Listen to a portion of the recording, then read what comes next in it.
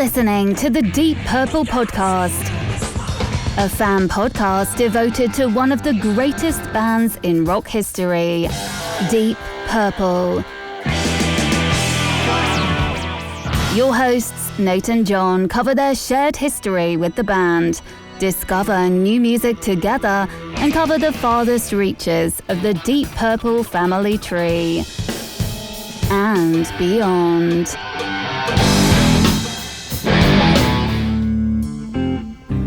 Here's Nate and John now. Welcome to the Deep Purple Podcast, a fan podcast devoted to one of the greatest bands in rock history, Deep Purple. Today's episode was episode number 353, Yacht Metal Part 1. And coming to you from the suburbs of Chicago, where I am bare naked after the holidays, I'm your host, Nathan Beaudry.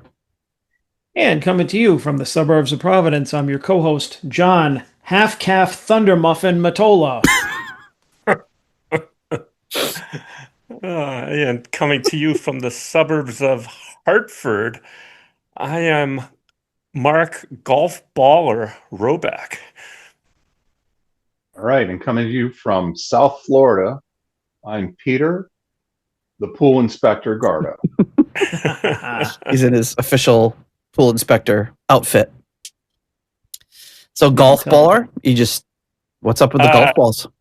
Oh, I took a walk yesterday because it's like 45 degrees, balmy 45 degrees, and the golf course nearest to me, they open it up for like walking trails in the winter, and I'm like, I'll go look for some golf balls. It's like he came home with 33 golf balls. Oh, Jesus!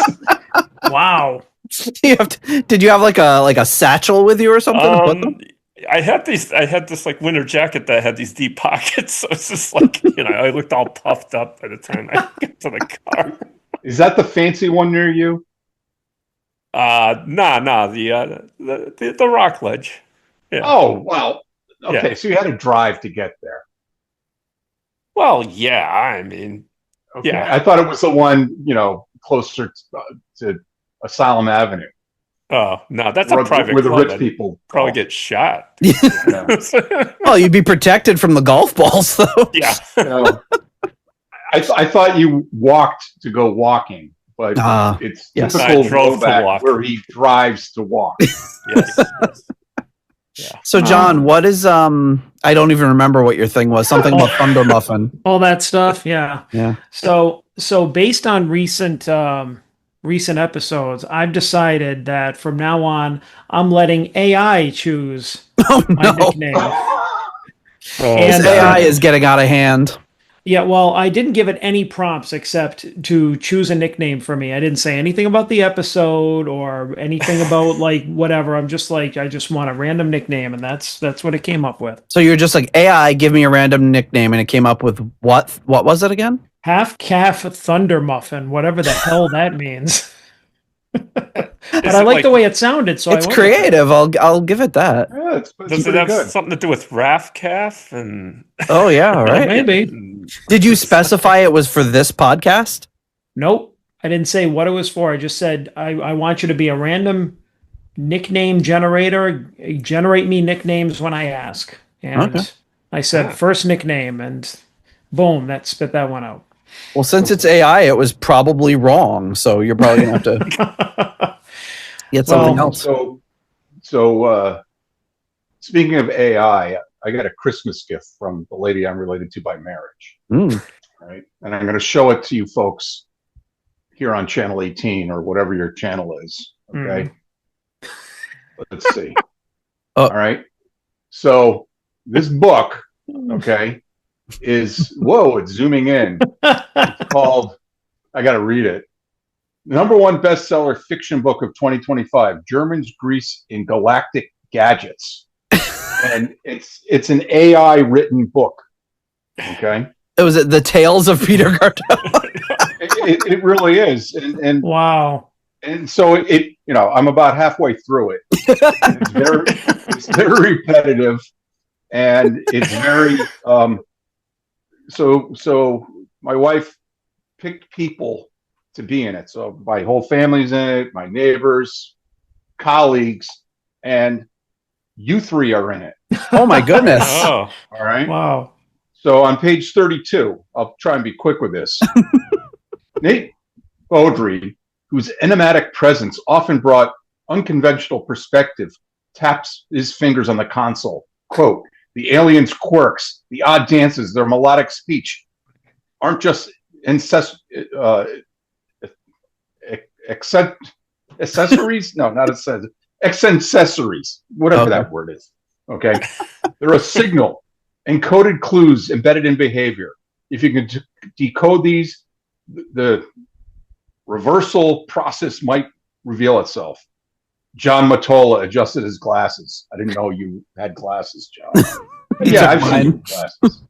Quote, historical records and folklore from Earth's alpine regions hint at rituals designed to bridge worlds between the material and the spiritual, the known and the unknown. Perhaps these legends hold a key to the techno ritual we need. And then fast forwarding to page 92. Here we go. Careful there, Mark, Peter warned, ducking instinctively. That's not exactly your grandfather's workbench. Quote, I'm trying, Peter. The doodads don't make it easy, Mark sighed, rubbing the back of his neck. I'm used to knobs and levers, not hollow panels of gravity-defying components. Wow. This is riveting. It's like It's we a were actually. bestseller. It's like we actually wrote. It's like I feel like we actually wrote our own dialogue. Well, Sounds first of just all, like me. First of all, I'm gonna need a scan or whatever of that book cover. And is it possible to like get another copy, or is this like a one-off generated? You can't. Well, it's visit book. What's hardcover too? Look at that. Book by Anycom. So my wife had 3 of them generated. It's like Mad Libs, okay? Yeah. So, yeah, I'll see if there's a digital copy of this. but she presented it at the family Christmas, and my sister says, "Oh, I got to read that." They're all over it too. I would say if it's possible to buy it, we should put a link in the show notes and see if we can put it actually on the New York Times bestseller list with all of our patrons. yes. Unbelievable. Well, that's a tough one to follow, but on December 1st, my daughter ordered a record for my son for Christmas. Bare Naked Ladies Christmas album, which is one of our favorites. And by December 22nd, I went to check. I was like, when the hell is that thing getting here? And I was like, oh, we've generated the label. I was like, oh, this thing's not coming. I reached out, never heard anything back. And it wasn't until like January 3rd or something, I finally reached someone. And they said, oh, yeah, we show that it got delivered on the 17th to this address in Chicago. And I was like, well, that's cool, but that's not my zip code, and I don't live in Chicago. And they were like, oh, we're so sorry, so we'll send you another one. So what arrived today? The record. Nice. Oh, Both of them. So great. I got two copies. I got a backup copy. Did you pay for just one? Just paid for just one, and right. now I got a backup, and yeah, Good. just in time for January. What is it? January 12th, the best time to get a Christmas record. Well, yeah, there you go. what are you gonna do? So, Mark and Peter here. Thank you so much for joining us. You are the hosts of the 70s Weekly Countdown podcast. Why don't you tell us a little bit about your podcast for those patrons and listeners unfortunate enough to not be familiar with it already? All right. You want to take it, Peter? Shall I? We'll see how you do. I'll Yeah. Well, He'll that's what I was correct all the afraid things of, you get because wrong. I'll take It's it. very and then sassy tonight, isn't it? Yeah, that's like when my wife is like, call the doctor and ask them this about whatever. And I'm like, no, ask them this. No, don't say that. No, ask. She's like in the background distracting me. I'm just like, why have you assigned this task to me? Yeah. So our podcast, it's 2 friends, Pete and myself, that we take a randomly chosen episode of American Top 40 from the 1970s. And we review all the songs, give our opinions, give some information on the songs. And we also look at the pop culture, what was going on in the 70s at the time, news, also personal stuff that was going on, stuff from Pete's Father's Date book, some things from my wife's diaries that she kept when she was a kid, and yeah. But we always say that the 70s was the most interesting decade in pop music. And our podcast will also say is a spinoff of the Deep Purple podcast. That is true. Yep. So we are like the Sanford Arms. Okay. Joni loves Chachi. Didn't the Golden Girls have one? The Golden Palace. They had a couple. They had the Golden Palace. They had Empty Nest. Oh, that's right. Yeah. And didn't they have one other one? I think Empty Nest was like not really a spin-off, but it was one of those. They did like a backdoor pilot. They did a backdoor pilot, during a masquerading as an episode of the Golden Girls, and then that generated from that. But the direct spin-off was the Golden Palace. Yeah, and then they also had the whatchamacallit, the Empty Nest had a spin-off, so it was a spin-off of a spin-off. Yeah, I was watching Love American Style this past weekend, and Happy Days first appeared on that show as kind of it was like an unsold pilot, so they had like this half-hour episode or whatever. The father wasn't the same, but the mother was the same, and Potsy was on as well. Huh. Yeah. It's weird. Always weird when they do that.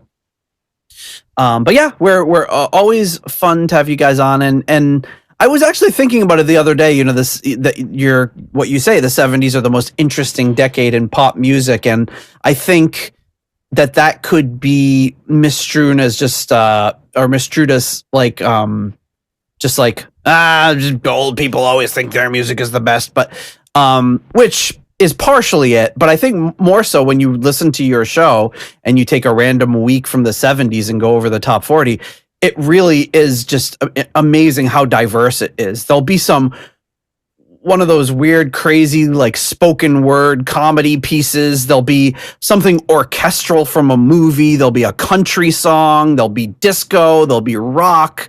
It really is kind of astonishing because you just don't get that kind of variety on anything you listen to now. All the charts have branched out into their separate genres now, whereas back then it was just like, these are the charts. So you might have the theme from Jaws and then a country song and then a disco hit. It's pretty amazing.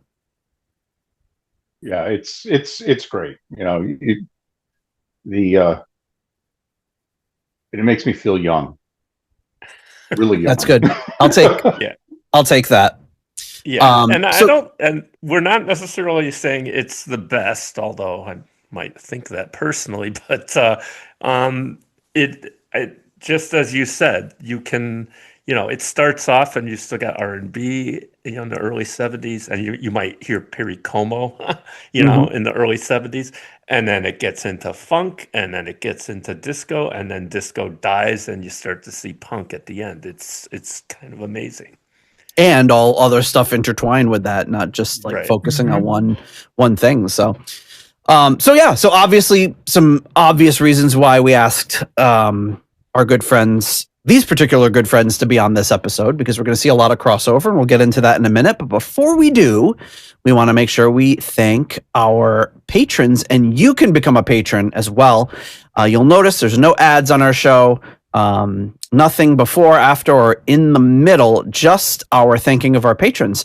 And you can become a patron as well if you receive some value from our show and want to give us a little value back. You get access to our rating spreadsheet, which we're going to be using today, invites for our live stream episodes like our last episode, links to submissions for all of our album rankings episodes, which was, again, our last episode, and access to our Too Hot for YouTube Forbidden episodes, which we were just talking about thanks to the video snafu in our last episode. Maybe we'll put on Patreon. It's a video of Pete sitting there for 5 minutes silently watching, and then an hour and 25 minutes of John, whether he's talking or not. So We'll see if there's any demand for that. We'll put it up. I'll have to edit it real quick. Speaking of our patrons, we do have something, which is new patron. That's right, a new patron. Sarah Jane joins us at the $6.65 almost evil tier. Sarah says, "Oh yeah, right. Heyo. Hello. She says, I grew up with the Jesus Christ Superstar concept album and Machine Head. Then, as I got back into Jesus Christ Superstar, and in the parentheses says, I was in a production as a random Apostles woman. And then I went to seek out Deep Purple stuff, found the podcast, and have learned about so many deep cuts. So I figured I better join the Patreon to get more episodes. And yes, Sarah Jane as a patron name is fine. So thank you so much. Thanks for joining us, Sarah Jane. We are excited to have you on board. We haven't scared her away yet, as far as I know. But thank you so much. And speaking of patrons, at our executive level at the In Memoriam tier, we have the wonderful late Gerald, Jerry, Kelly, and family. At the $25 Uncommon Man tier, we have Ovis Nakfi. At the 20 is Plenty tier, we have Alan. At the 10-pound Good Doctor tier, we have Dr. Mike Catan.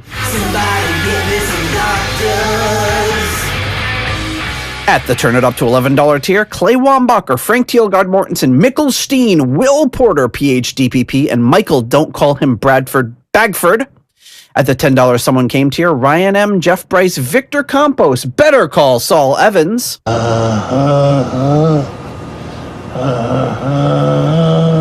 And Peter from Illinois. And at the Deep Thoughts by John Matola tier, curated by Mark Roback, is Fielding Fowler. And now, Deep Thoughts by John Matola. I could talk about it later. Thank you so much to all of you for your support, as well as our Hall of Fame members, starting with Rich Yangui Shaylor. Who the hell is that? Jorg Planer and Norman Weichelbaum. Thank you so much to all of you for your support. And upcoming rankings shows, as we just mentioned, get us your rankings by March 30th for Stormbringer, which I should put in Coverdale screaming that. Coming early April this year in 2026. So if you want to rank the songs on Stormbringer and be part of the live stream, make sure to sign up for a patronship as soon as possible. All right. Well, we do have one thing to get into before we really get into the meat of the episode, and that is, of course, Parcels from the Edge of Connecticut. We've got some assorted parcels here, and they seem to be addressed from a familiar address. So I will ask the Gardow, how should we do this? What order, and who should go first? Well, I think you all have small ones. Yes. So let's Hey, come on now. Yeah. Small envelope. Oh, Yeah. All right. Make sure I'm not showing the address side. All right, so we should open that, all of us at the same open time. that up. Yeah. Mark already did, I think. Yeah. All right. Yeah. Well, if it's Pete berated not him within about reach. it earlier. Yeah. Oh, this makes sense. Ha It's a note that says, and it was written on December 31st, 2025. Nate, wishing you a happy new year, 2026, Pete. And here it is. A south of the border koozie. I wish I hadn't poured my beer. I could. Yep, South of the border beer koozie. Very good. Look at that, beautiful. Well, I got and this is written on New Year's Eve. Yep. John, a very happy new year to you and James. Best wishes 2026. Pete. And I love these. Very colorful. Look at that. Oh, look at that. He got 2 beer koozies. Hey-o! Oh, for you and James. Okay. Well, And I just So don't expect a wedding gift. all right. Well, this is I guess this counts. Hey, did mine match? Does mine match with yours, Mark? Mine's different. yeah. Oh, that's yeah, Mine. Mark and I have put it matching on my ones. beer, so yeah. Mine has more like it has like the pattern of like one of those drug rugs. I don't. Yeah. I don't have a drink right now, so I'll put it on my phone. He'll keep your phone nice and warm. Use it as a phone koozie Phone koozie. right now. Oh, I wanted to mention too. I'm currently drinking one of my Christmas gifts that I told you guys I got. It's the Trooper beer, oh, yes. Iron Maiden. Yeah, it's pretty Nice. good actually. Yeah. You don't need the koozie for that because you want it a little warmer. Which I did not believe at first, but it is actually a little Put the better. koozie in the microwave. All right, so now are we supposed to get to the boxes? Get to the boxes. Those are from an earlier time, but all right. And funny because all this stuff was from before we even talked about recording this episode. So that's right. little did you know you'd be on it. All right, I'm gonna open. You go first, John. You open your box first. All right. Hang on. All right. Make sure you open it from the top. Uh-oh. So Is it liquid? Oh yeah, open it from the side. Oh yeah, it flips wait, open. so what the side? Well, no, long it side? flips. The thing flips open. I forgot the box. It's not Yes. Okay. It's a bomb. I'm just gonna open the damn thing. Pete's giving me too Open many. the box. If it's a bomb, do we continue and go on with this episode, or do we? Well, you Out of got to choose respect. whether you're going to cut the blue or green wire. All right, let's see. Oh, let's see. John, open gift first, then the card at the end. Peter, wow, very Man, big Detailed instructions. All right, so instructions. gift, very Don't it open reminds it me until when I worked podcast. with Pete. All right. Jeez, how much shit did you put in here, Pete? Oh, it's fragile. Oh.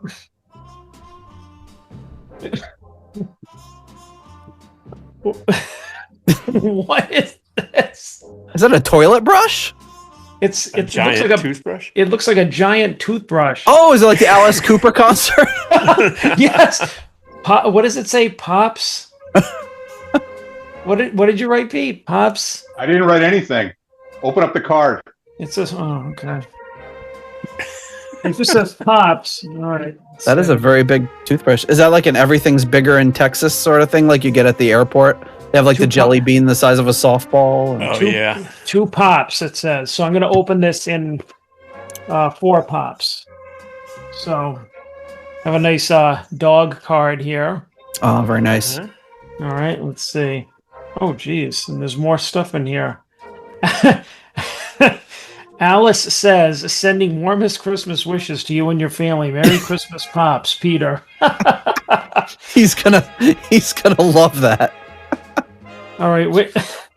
All right, so I have a picture of looks like a picture of Alice. Oh, I thought that was Golfing. Pops. No. November 16, 2025, Scottsdale, Arizona.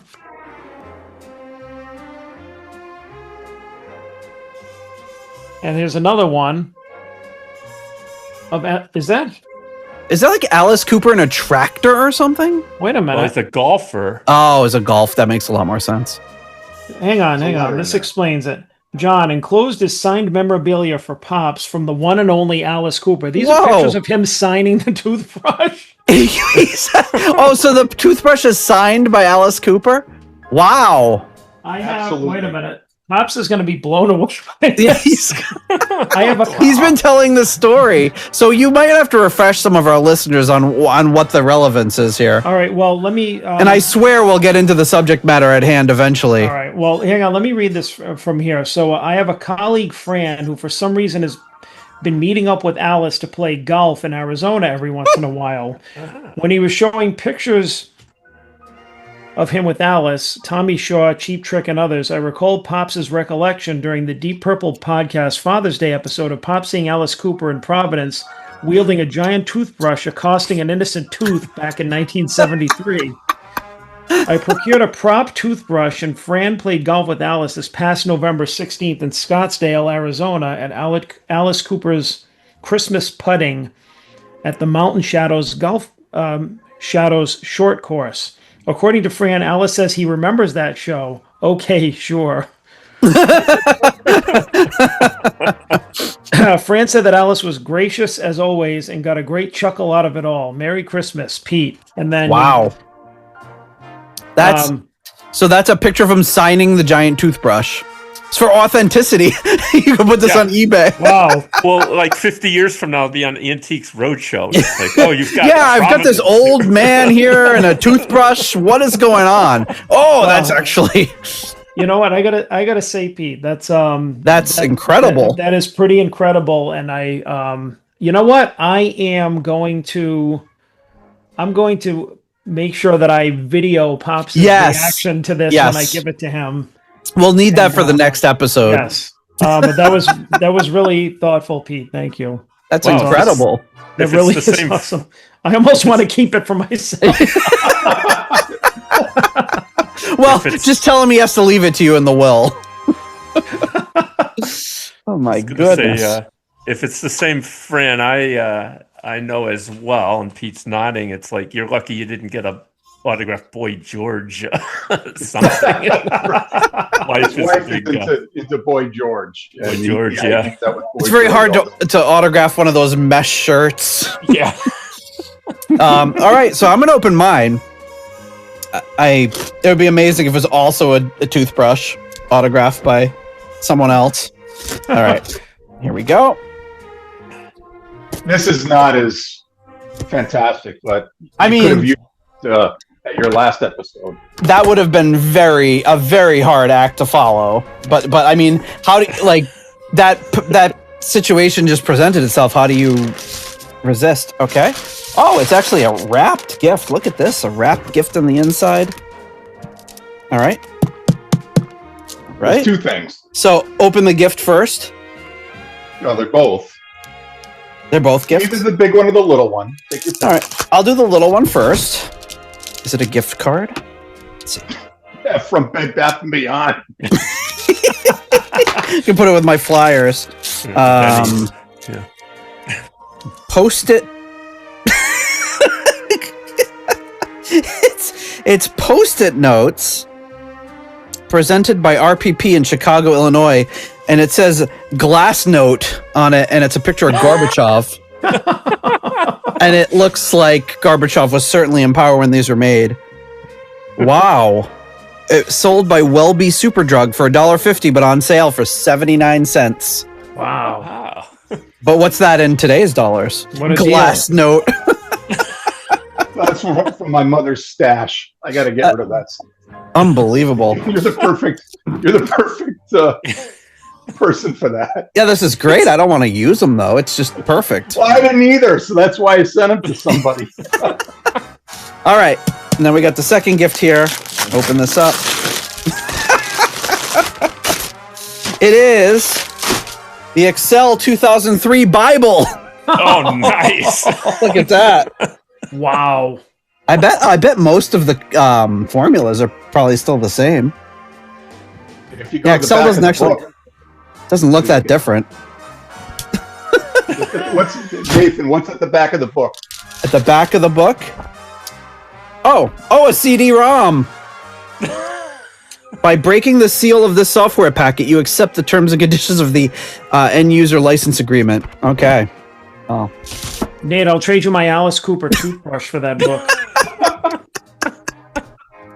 That would be a fool's trade on your part. Is there a chapter on fumbling with the spreadsheet? We'll have to see. Well, you were telling me last week. You were saying how you had to ask your neighbor how to use Excel. No, not exactly. There's just there's a very complicated formula in the rating spreadsheet.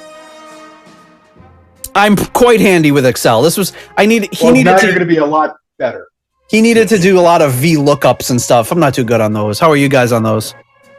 I'm pretty good at that. Okay, maybe next time his name is also Pete, so. All right, folks. So that's probably like an unprecedented show intro.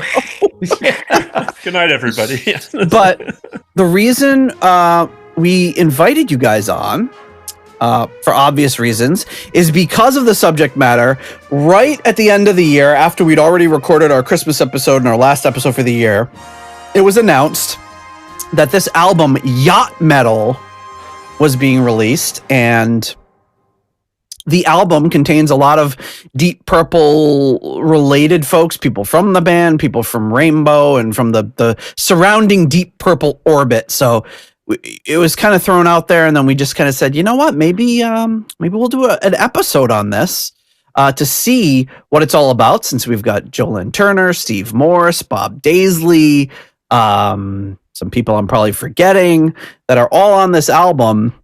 And I have not listened to the Yacht Metal album yet. I'm thinking we can talk through these songs, listen to the Yacht Metal, the original. Well, just kind of have the original playing in the background while we set it up, and then go into the metal versions. So, what do you guys have any of you guys listened to it yet, or nothing? No, from Pete.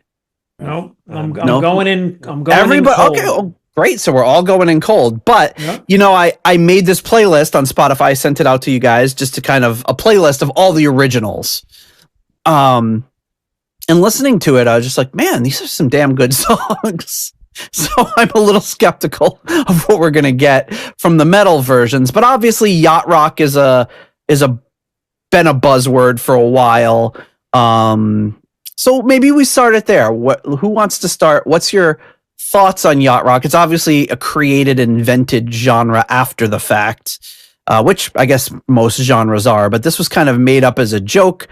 I remember in 2009, I was working with someone and these videos were on YouTube, these yacht rock videos, and we would watch the episodes together on our breaks and stuff and just have a good laugh about it. And that's the first time I had ever heard the term yacht rock, which they coined for that show, and then later went on to do a podcast about it and a yacht or not and all that sort of stuff we can get into later. But what's your thoughts on yacht rock, history with it? Who wants to go first? Well, I'll go first. So I've had XM satellite radio for 24 years, and about 8 or 9 years ago, this channel called Yacht Rock showed up in the summertime. And I'm like, I love this stuff. And this is long before the 70s Weekly Countdown with Mark and Pete. It's stuff I grew up with, and bands that are iconic with that that time period. And I've probably listened to all the episodes of the Yacht Rock podcast with JD Risner and Hollywood Steve and the other two guys. I don't remember who they are right now, and I should have written it down. But it's hilarious because these guys are comedy writers in Hollywood, and Hollywood Steve actually has a lot of stuff on All Music. He did a lot of reviews over there, but they're the ones that put together the videos. And I had, and then I watched those videos and I was like hooked. And much like the Deep Purple family tree, the Yacht Rock family tree includes things, the Doobie Brothers are the number one. All right. And from that is, of course, the Doobie Brothers contain people from Steely Dan. Michael McDonald was good buddies with Kenny Loggins and all these people, and it's really, the genre is supposed to be, Southern California stuff. All right. From a period of like 1977 to 1984. And I went and looked at these songs here, and some of them are in that window. And I went through the song list, and I came up with, my ratings. I did 3 ratings. I said, is it yacht rock, from my experience of listening to the yacht rock podcasts, and of these, only one is yacht rock. All right. And then I got like 5 of them that are mid, and the rest are absolutely not yacht rock because they're from overseas. They're from the East Coast. They're way outside of the genre's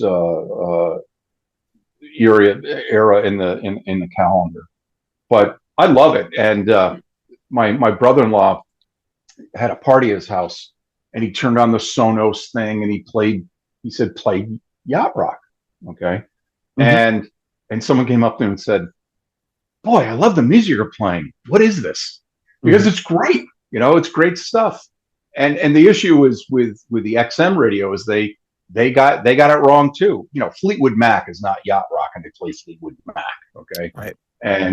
But if you go to like the Amazon, okay, and you ask for it, they're better with curating, the yacht rock genre. But it's all the stuff that I grew up with, the Postcards and such. Toto. And Toto is like all over the place. The Steve Lukather and the Say It Mark Picaro.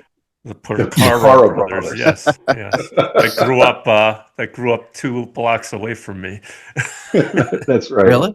So the big city, yeah. There's some yachting in Connecticut. Yeah. Well, not that part of Connecticut, but well, as inland as you can get. And you're on the the sound of Connecticut. Yeah. Long Island Sound. Yeah. So, but that's my experience with this, and so I don't know if you're going to have multiple ratings on this stuff, but there's metal ratings. All right. Well, there's the 70s countdown ratings. Yeah. Which are bad, neutral, good, or sap. Well, not in that order. So good, neutral, bad, or sap. Then there's the yacht or not ratings, and then there's the Deep Purple podcast ratings. So, and this might have to be a 4-parter. Are you going to rank the album? Oh yeah. Oh, okay. So we have to do a ranking on that. Yeah. Yeah.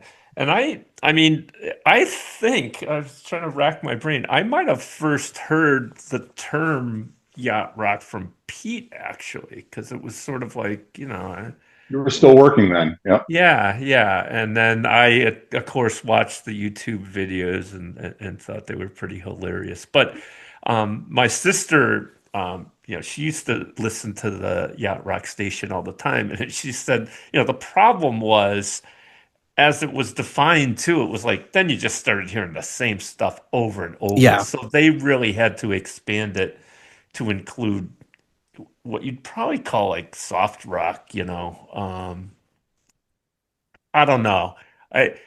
Glancing through this list, almost all I think when you first sent the list of songs, or the playlist, I thought we had all of them on our show. That's not true, because 2 of them are actually from the 80s. But 2 of the songs, you guys, John and Nate, have actually rated before, because they were on one of the episodes of our show that you were on. Oh, really? 50 songs of the 70s. Are you going to surprise us with our ratings later and see if they stay? I have true. it all written down, and of course I have to do this, but I already had most of it at hand. It's like, I grabbed information on the original song if you didn't have that or want to hear about it. But it's interesting too how Pete mentioned, and I kind of call it, it's almost like incest, if you will, in terms of like these bands crossing over and they're playing on other people's songs, or they wrote songs for other people, or et cetera, which kind of happened too, like with the British invasion stuff too. If you look at the bands like in the late 60s, there's all this, they played with this band and then they met this guy. And that's how, you look at Deep Purple, like how, how 2 of the guys come from, because they were from another band, and they bring this guy along or whatever. So that's what makes it interesting too. And I will say, these songs, you said you listened to the playlist of the originals. These are all, almost all of them are top 10 pop songs that made it to top. And actually, the one I like the best of the originals wasn't a top 10, but certainly a top 20. Huge songs, recognizable songs, and frankly, good songs. There was only a couple I didn't, that I wasn't really familiar with, maybe 2. And the rest of them were just like all songs that I knew like the back of my hand. Although I played the first song for my wife this morning, She's like, no, I never heard it. I was like, no, you've heard it. So I played it for complete nothing. Just did not, never had heard it. I was shocked. That's sometimes where, growing up in different countries, just that little difference. Guess it wasn't a big getting a lot of play in Canada because they weren't Canadian artists. Because Bob and Doug McKenzie and Triumph were on the top of the charts. Well, exactly. That's another interesting show thing. When I do research for our show, it's just like you'll look at it and it's like some song that got to #1 in the UK didn't chart. Oh yeah, America. And then the opposite will be the case. It's sort of rare that you have like this like huge hit that's all over the world, like on all the charts. Yeah, and especially at that time. And I did post something in the Discord for the patrons, asking specifically UK patrons, like how familiar they were with some of this stuff, because I know that they'll bring up like some huge band or whatever, and I'm just like, I have literally never heard anything by them, or I've heard of them, but I'm not. Like, I remember 10cc was a big one. Like, they had a couple of songs over here, but they're huge in the UK. And I mean, just I don't think I'd even heard the name of the band 10cc until maybe 10 or 15 years ago. And even then I was just like, oh yeah, I think I've heard this song, and that was it. So it's amazing how those different areas that just have a completely different background, and you have a different kind of musical vocabulary depending on where you grew up. Mm-hmm. So John, yacht rock. What are your thoughts? I mean, I don't know. I mean, I'm not. When Pete was talking about it, I'm like, okay, he knows like the definition inside and out here. I mean, obviously, I know of the bands, and I think I remember hearing the term like, I don't know, 20 years ago, ish, when it came out, but mostly in conjunction with like yacht rock cruises. Mm-hmm. Which, I always, knew that like all the bands that Pete had mentioned were associated with it, just kind of like late 70s, early 80s, kind of like like smooth adult contemporary, like stuff, unlike what we listen to typically, that has more edge to it, I guess.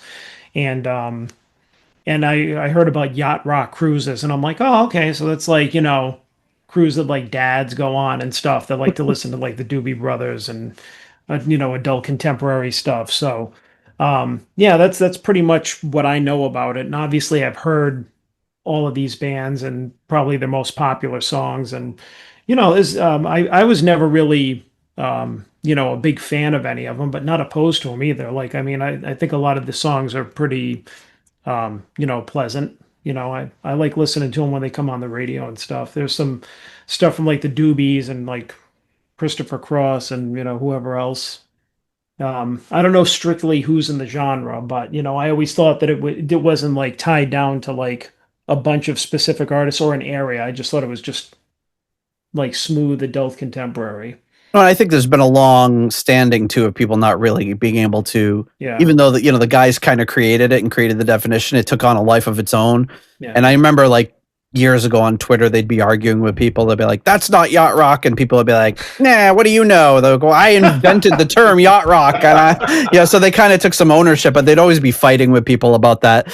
But yeah, it's hard to define, but you kind of know that sound when you hear it. And there might be some bands that are technically not yacht rock bands, but I don't think there's any.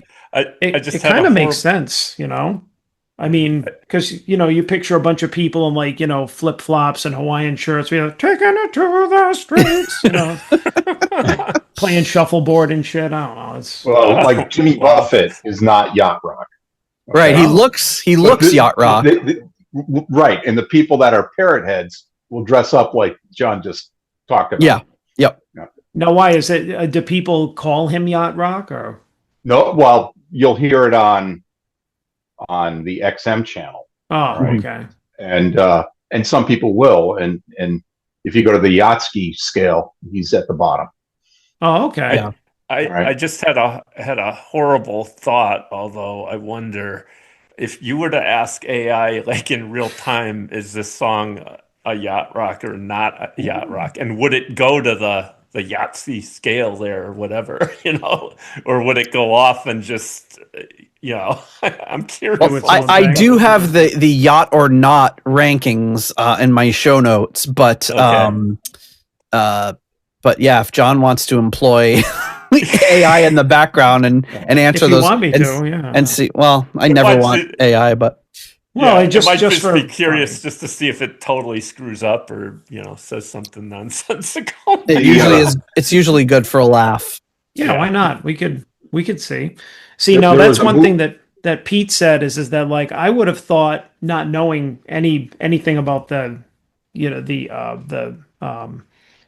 kind of the parameters for it, is that Jimmy Buffett would have been the biggest yacht rock guy, but Well, I he's from, wrong. he's from Mississippi or Alabama, and it was in Key West. That's East Coast. Oh. His stuff is just like kind of harder to like his music. I my boss was a Parrot Head like years and years ago. That's where I first really learned about it. But like hearing his music, I'm like, I don't even know what to call this. This is Jimmy Buffett music. It's not. Well, it doesn't seem to have Golf and links. Western. Golf Yeah, and I Western. guess. Yeah. And I saw Jimmy Buffett, half a dozen times, and Oh, really? it was fantastic. Are you a Parrot Head then? Oh, I have big time Parrot Heads. My guy I went to high school with and lived with for a while. He actually had a license plate that was FINZ, Fins, and it was a Toyota Supra. And when we would go to concerts, he'd put a roof rack on and put a fin, like fins to the left, fins to the right on it. Okay, I mean I got photographs. They're back at home. Well, I might have posted them on a. I might have them someplace. Maybe I can find that for your show notes. Yes, show notes, please. But when my wife got us tickets to see Kenny Loggins at the Indian Casino on his final tour a year and a half ago, and same place where we met John. When Mark and I met John back in 2019, the band that opened up for him was called the Yacht Rock Review. Okay. And they do all these songs, and they also play songs that would be, low on the Yachtski sale. But we went to an event in Fort Lauderdale over the weekend, and I picked up two things, okay, of what's showing up. And at the Parker calendar events, between the Meatloaf tribute and Jeff Tate, the final chapter on January 25th, is Yacht Rock Review. So they're going out and making money on this. Okay? Oh, yeah. And there's other, and maybe Double Bill should turn into Double Yacht Rock. Okay. double sale. All right. Because it's big and people love it. And I was down buying postcards at the surf shop down the road from where we're staying. And I almost bought a captain's hat to wear on this, because everyone has captain's hat, like J.E. Risner on those things. And I says, well, I have one at home that my dad got me when we went on the Lake Champlain ferry in 1977. It doesn't fit, but the last thing I need is two of these things in my house. Oh, man. Well, I figure we can probably start off by talking about the album cover for this. And this was what was kind of floating around right before Christmas. Yacht metal. And of course, I learned, as you did, that trying to Google yacht metal just brought up a bunch of things like, do you want a fiberglass hull, or it started showing me different kinds of anchors and things, and I'm like, no, this is not taking over Google search just yet. But this is this is a pretty cheesy album cover.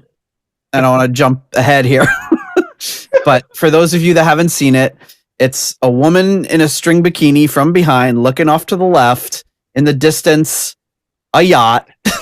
It says yacht metal in a super metal font, and then says all the featuring folks, including Joe Lynn Turner, Graham Bonnet, Bob Daisley, Steve Morse, and more.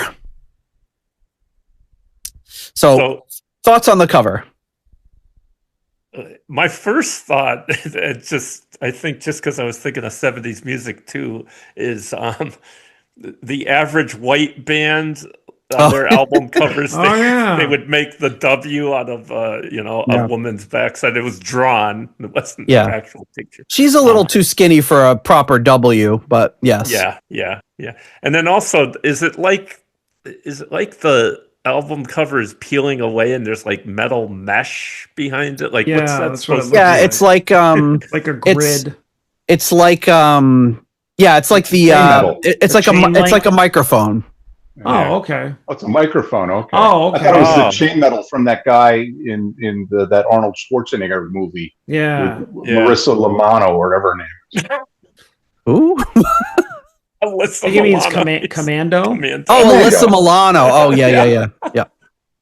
This Okay. looks like a cheesy AI generated cover. Actually. I was gonna say, yeah. Looking at it, it looks like an AI cover. I'm very glad that you brought that up because I did kind of use Photoshop's AI to see if with the right prompt I could generate this. So if you'll indulge me in a quick slideshow. Okay. Absolutely. I Now- live for this. I can't. I'll have to find the exact prompts I used. But I started with a very simple prompt, which was kind of like how I just described it to our listeners. And this is what the first thing that it generated, which is not too far off. The yacht Okay. looks terrible. It's like very cartoonish. Yeah. The woman is a little cartoonish too, but it kind of captures this thing. I just basically said a woman from behind in a bikini with a studded bracelet, which it didn't capture quite well. Because put it Looking around at looking at an ocean with a yacht. Hmm. And then this was Pretty close. Yeah. number 2.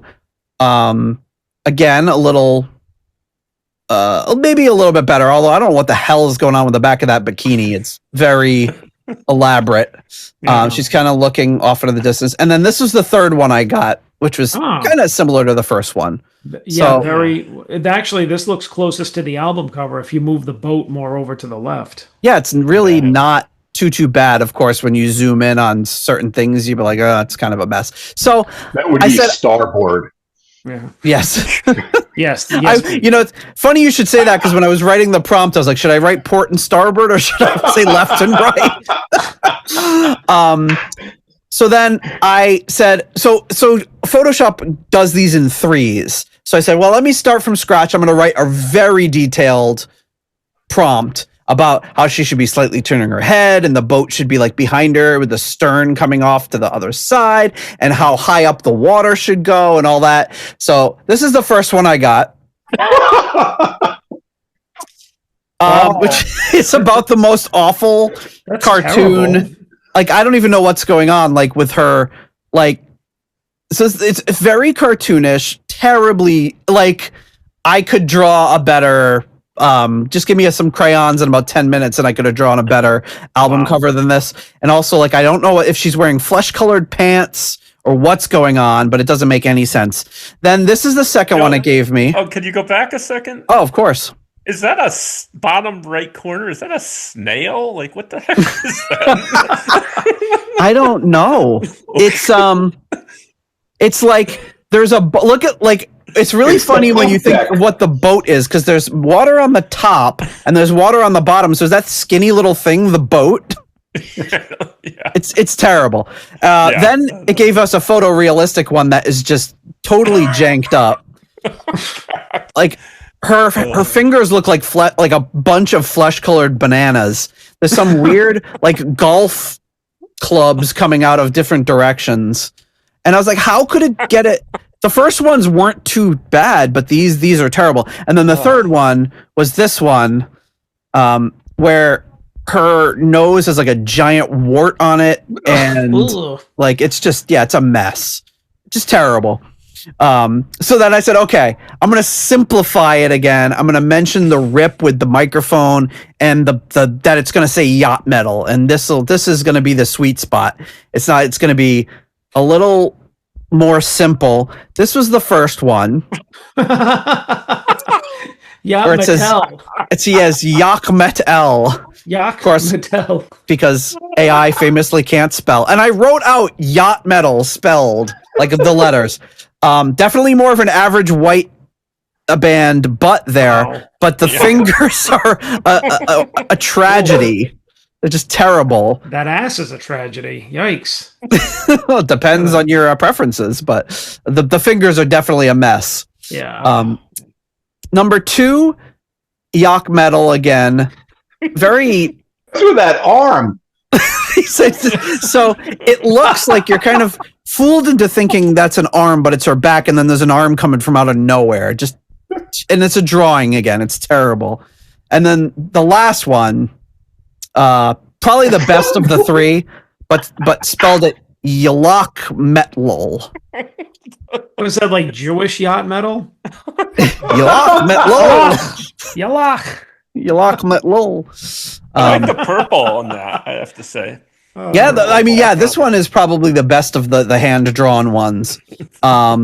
And then, so I gave up and I sent out a message to my dad group and said, "Hey guys, can you try to generate this?" And I got this one, which is not half bad. It's not album, but they got the bracelet right. Okay. Actually, not half bad. She's standing on the beach, but it's not too bad. It's spelled Yacht metal right. This is the second one where it's breaking away with the microphone. Yeah, and those 2 were from one of my friends. And then this one, and then this one is from the other Pete who lives, which is sort of close to the original. These came out pretty good. That's pretty good, actually. Yeah. And then they know this how to one use AI with a different font. What's that? Yeah. They know how to use AI, unlike Nathan. No, I think the Photoshop AI is uniquely terrible. I think that's part of the problem. Because remember when I said I had a picture of John, and I said put a crown on him, and it just he changed into a black woman. I was like, no, like don't change him, just put a crown on him. Just instead, I became terrible. Queen Latifah. You did. Yes. You did indeed. No, she wore the cool like one of them she dresses like what's his name? One of the videos. Like I'm drawing a blank on his name, so it doesn't mean anything. But anyway, that is the album cover, guys. We're gonna thank some patrons and then get into the music because it's way past our bedtimes here. I kind of figured this is how it would go. Okay, so our next round of patrons is, of course, our core level patrons. Coming in at the $6.99, the Nice Price Plus tier, we have Spike the Rock Cat's Ghost and Sugar Tea. At the episode $6.66 tier, we have Steve Coldwell. I hardly know you. Where do you think I'm from? Manville? Arthur Smith. Getting support from the patron Arthur Smith. Not rock. There you go. Yeah. And Charles Meadows at the $6.65 almost evil tier. We have Kenny Wymore, Richie Sucksmith, and new patron. That's right, Sarah Jane. My Sarah Jane. At the 70 Norwegian kroner tier, we have Kai Runa. Yes, I'm Norwegian Olsen.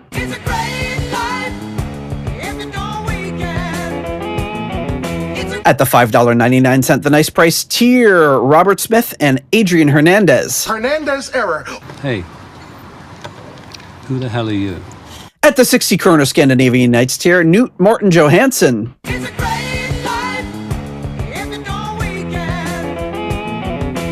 At the €5.50 tier, we have Merline Rota. At the £4 Lucy 4 tier, we have Duncan Leask.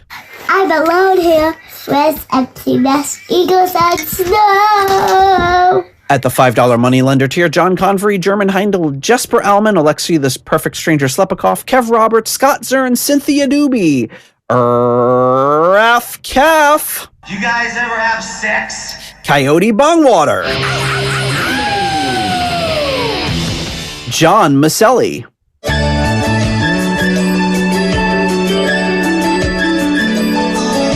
Yeah, I'm really into this. You know, my fingers are starting to wrinkle here. Sarah Sanders. No! Kelly Clarkson! Jelly Bean, Evan Robeson, Purple, Swede. Sweet, sweet, sweet, sweet, sweet, sweet, sweet, sweet. And Ralphie Lee. I hope to meet you again real soon. You have a good deep purpley day. Thank you to all of you for your support of the Deep Purple podcast. All right, so this album starts off with the track Lotta Love. What do you guys know about Lotta Love? What's your thoughts on this one? Do we have ratings from the 70s podcast? Love it. Yeah. So coincidentally, our next episode that is not published yet has this song in it. So Nice. Lotta Love. This is by Nicolette Larson. Came out in 1978, peaked at number 8 on the pop chart. And Neil Young wrote this. Which, that was new to me. And when I read it, I was like, oh, I can hear him. Lotta Love. I can kind of hear him doing it. And then, so of course, I've heard this song a million times. I went and I listened to the Neil Young version. I'm like, oh, of course, this is a Neil Young song. Yeah, and this was Nicolette Larson's first single. She had worked with Neil Young as a backup singer first on his 1977 album American Stars and Bars, and then On Comes a Time. And I guess he had been performing the song, and he had like a demo tape of it or something in his car. And oh, wow. She, I don't know, he put it in or she put it in, and she was listening to it. It's like, oh, this is a great song. And he's like, you want it? It's yours. Wow.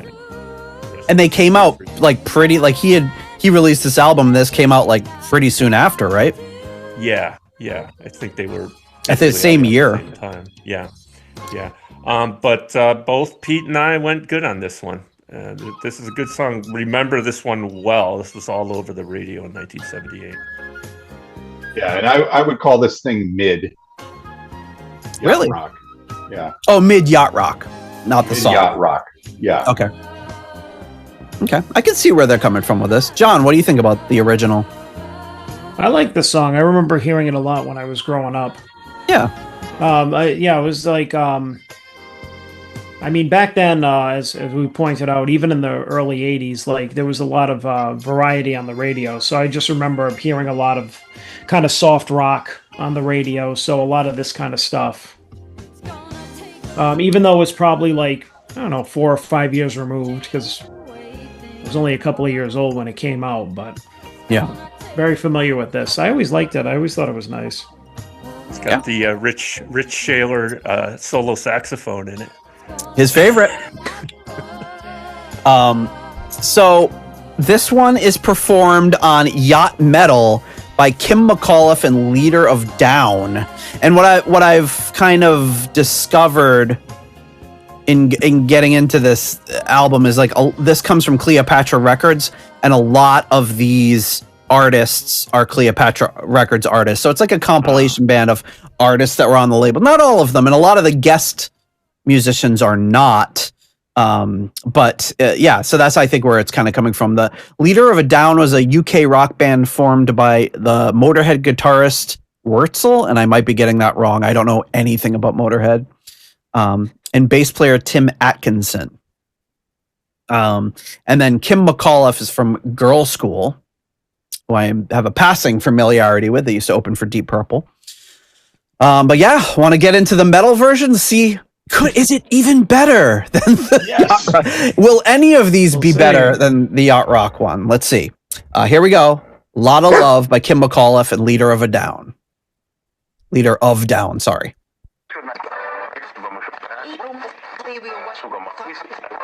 Oh boy.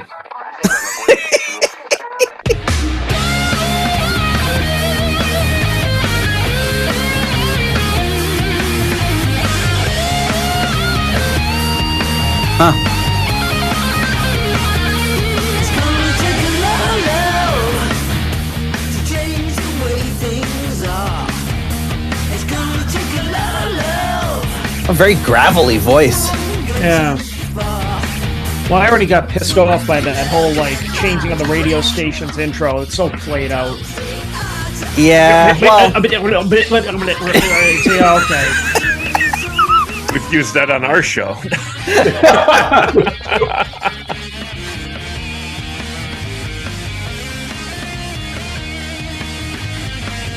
Yeah, so maybe it's just like, oh, let's scroll through. Oh, we found a new channel. It's the Yacht Metal channel. Yeah, exactly.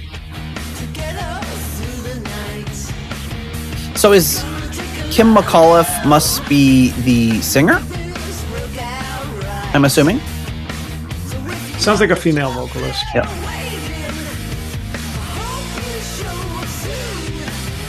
She's a founding member of Girls' School as well.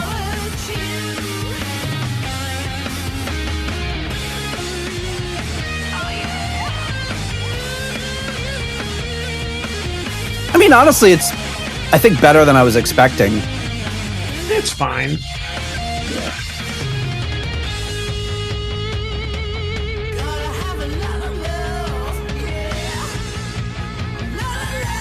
And someone that's more familiar with Girls' School than me should tell me, I don't know if she normally has that kind of like cracking in the voice. Like, it sounds like a stylistic thing, not like she's like can't sing. It's just like, I love, just has that little crack in the voice.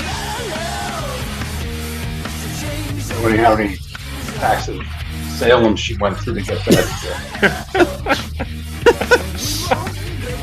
Yeah, that could also be it. Let's see. She is.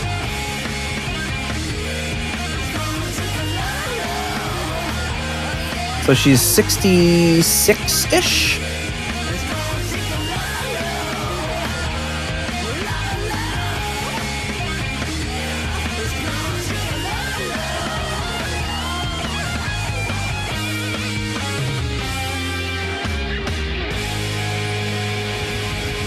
Yeah, and I'd almost say that's more like almost more punk than metal. Yeah. Yeah. Although the solo is pretty metal. It was a metal pet. Yeah. Yeah. All right. Well, who wants to rank it and discuss first? Sorry, my dog is barking me every time I stop petting her. All right, who wants to go first? I'll go. I guess I'd give it. The vocal kind of bothered me actually when it came in. So I'm going to be a little cruel with it. I think I'm going to give it a 2.5. I thought musically it was fine, although it sort of sounded kind of like generically like hard rock to me. And then you're right, like the cadence almost seemed like a little punk. Right when the vocals came in, it really kind of threw me off. Mm-hmm. So that's what I didn't like about it.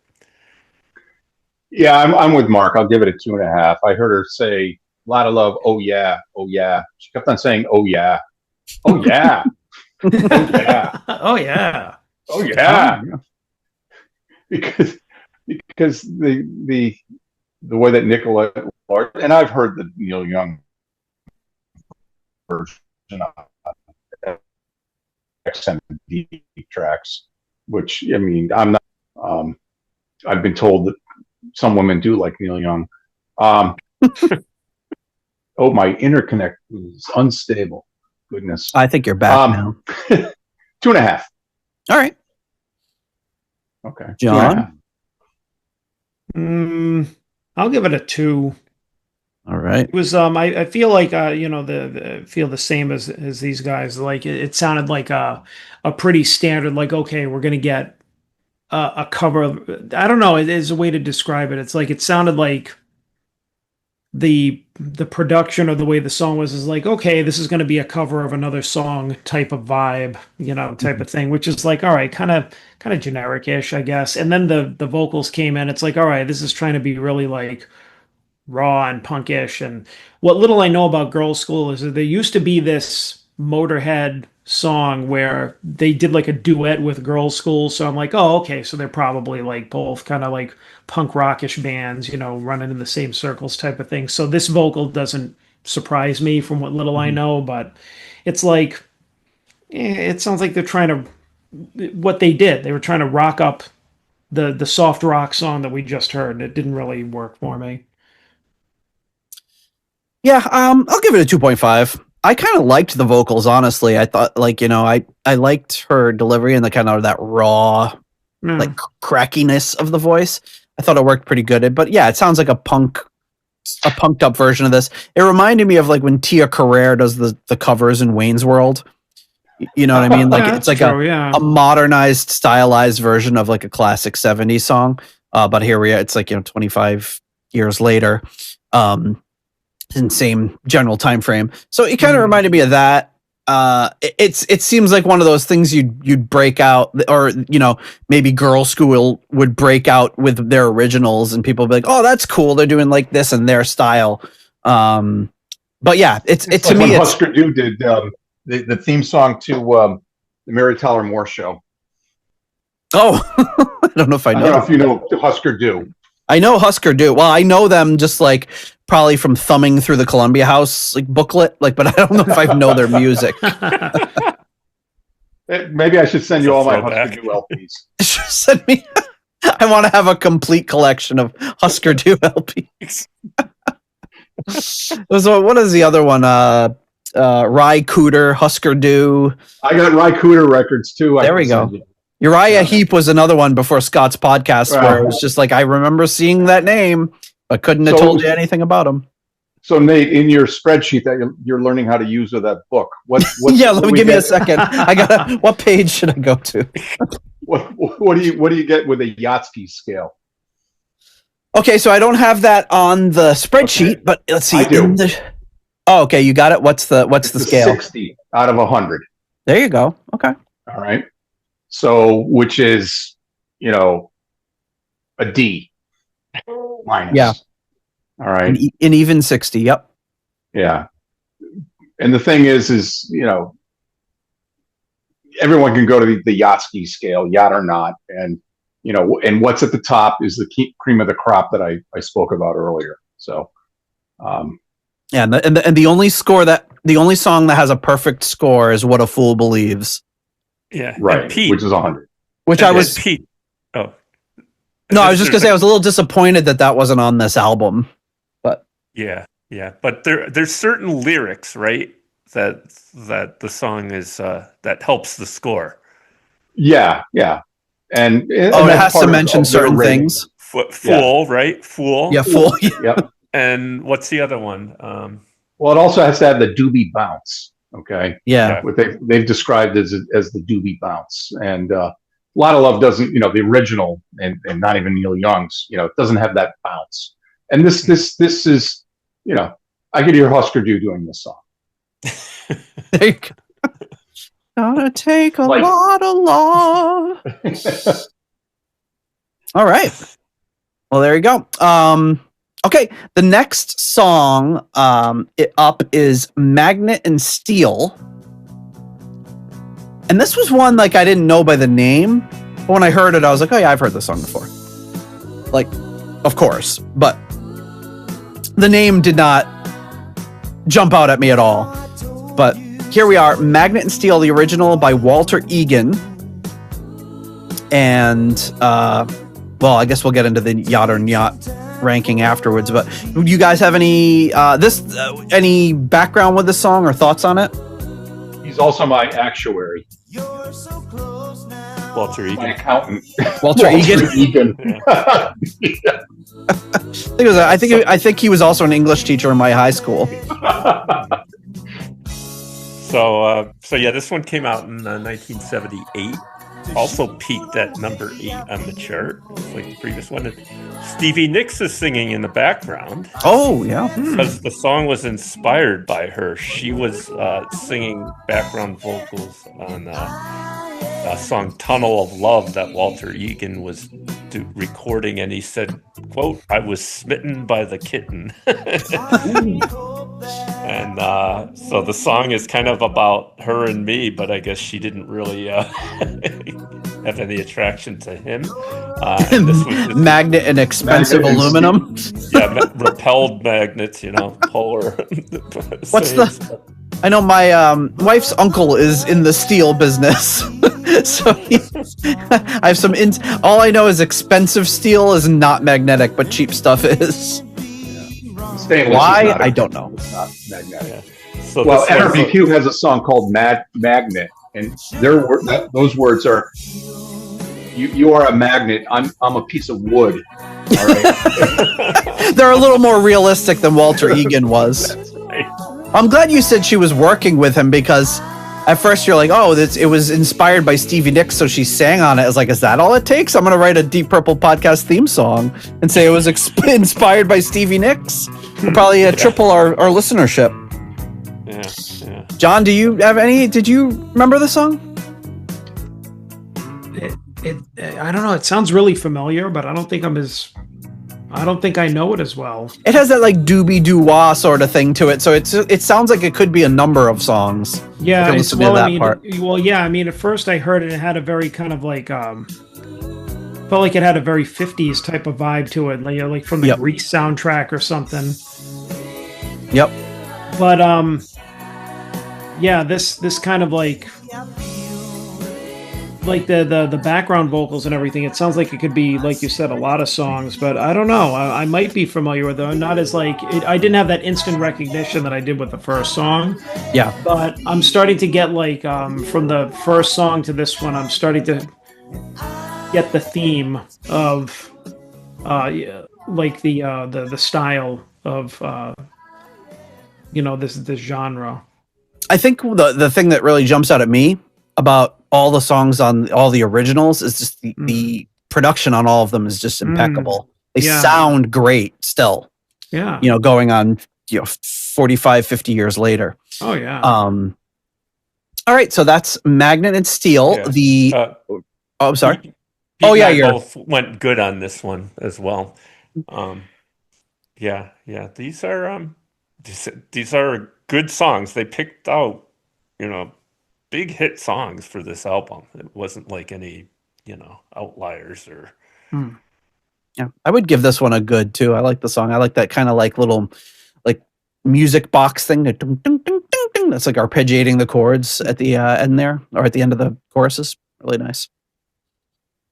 And what's a Yacht or Not score? The Yacht or Not score is, I said it was mid.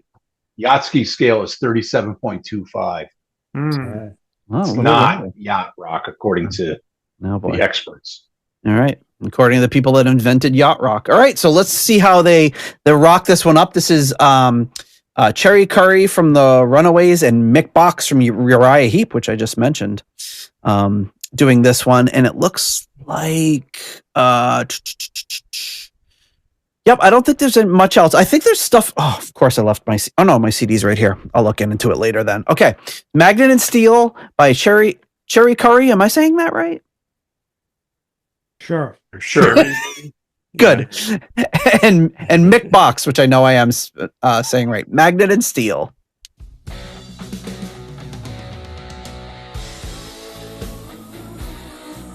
Oh. I wonder if she's doing all the backing vocals.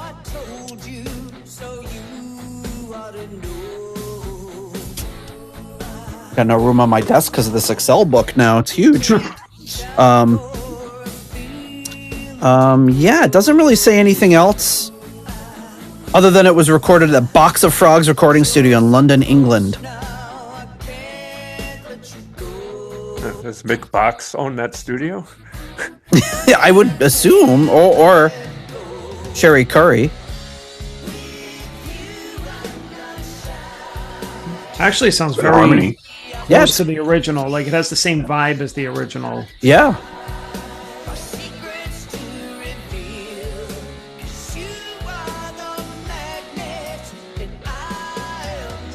I can see Joe Stump playing this. Oh, yeah, there you go.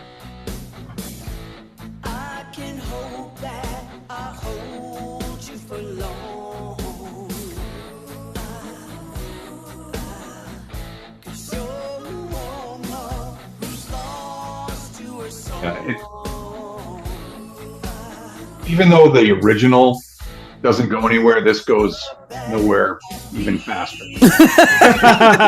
Like a runaway almost.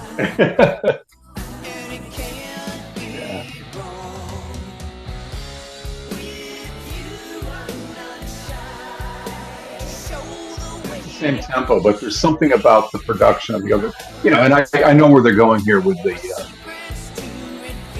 what would you call that crunchy guitar? You guys are more metal people than I am. A crunchy guitar? The technical. Don't get all technical on us. Yeah, just this overdriven guitar. Yeah.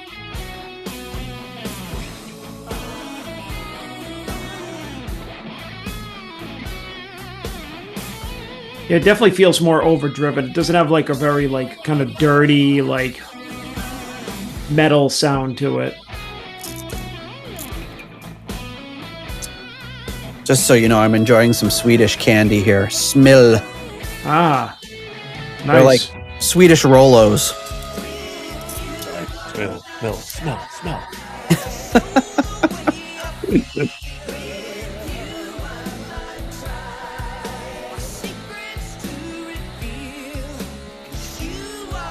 It I see what you're saying. Like, it seems to have the same tempo, but it feels like it's dragging more. Yeah. There's magic that's in the original. Okay, that seems to have been distilled out of this. And they're almost exactly the same length, so it's not like they slowed it down too much. All right. Not like Take Me to the River that was on our last, or the podcast coming up. Oh, nice. Like Talking Heads, where they slowed it down and so much. What, Mark, it was your reading, where they went as slow as they could without losing the groove. And it's a great song by Talking Heads. Yeah. All right, so who wants to open up the rankings of this one? Magnet and Steel. Same order? I'll give it a 2.5. 2.5 from Pete. Yeah, it's funny. I like it better than the first track, but I just can't go 3, so I got to go 2.5 again. 2.6. Yeah. But one of the things, like we come across a lot of cover songs on our show, and it's like, there's multiple ways of going about a cover. Some covers are like just so much like the original, but they're not any good. Like the original was better. Yeah, like Leif Garrett. Yep, the song that Pete just mentioned, the Talking Heads, they did something different to it, made it their own, made it unique, and made it great. And then you can add too much to it or do whatever and just ruin it too. This one, I think it was along the lines like it. First of all, I wouldn't even call it metal. It's just more like a heavy rock version. Mm-hmm. Yeah, and I just don't think they added anything to it. It just we haven't. It's early, but we haven't heard any metal yet. Yeah. So okay. John. Or I'll go 2.5 with it. I liked it slightly better than the first one, but I mean, that's probably because it sounded closer to the original, which I mean, I don't know. That's not really a huge compliment. You kind of want these songs to be their own thing, and yeah, it's kind of I mean, if it's going to sound that much too close to the original, like the vocals and everything, just listen to the original. Yep. So, but yeah, I think like I don't know. I think it was Mark just said this is not very metally, just kind of like hard rock, and they just kind of rocked it up a little bit. So, I mean, I think they're throwing the term metal around loosely at this point. Yeah, it's just like they took the backing music and just did the crunchy guitar on it. It was, and I do. Much, yeah. I mean, I will say her multi-tracking of the vocal harmonies is great. I mean, it sounds just like the original, but it's always a tough one. Like, where do you draw the line between making it your own and or doing a completely faithful cover? Right. But she didn't know Stevie Nicks. I know who Stevie Nicks is. Because I'm Lloyd Benston. And ma'am, you are no Stevie Nicks.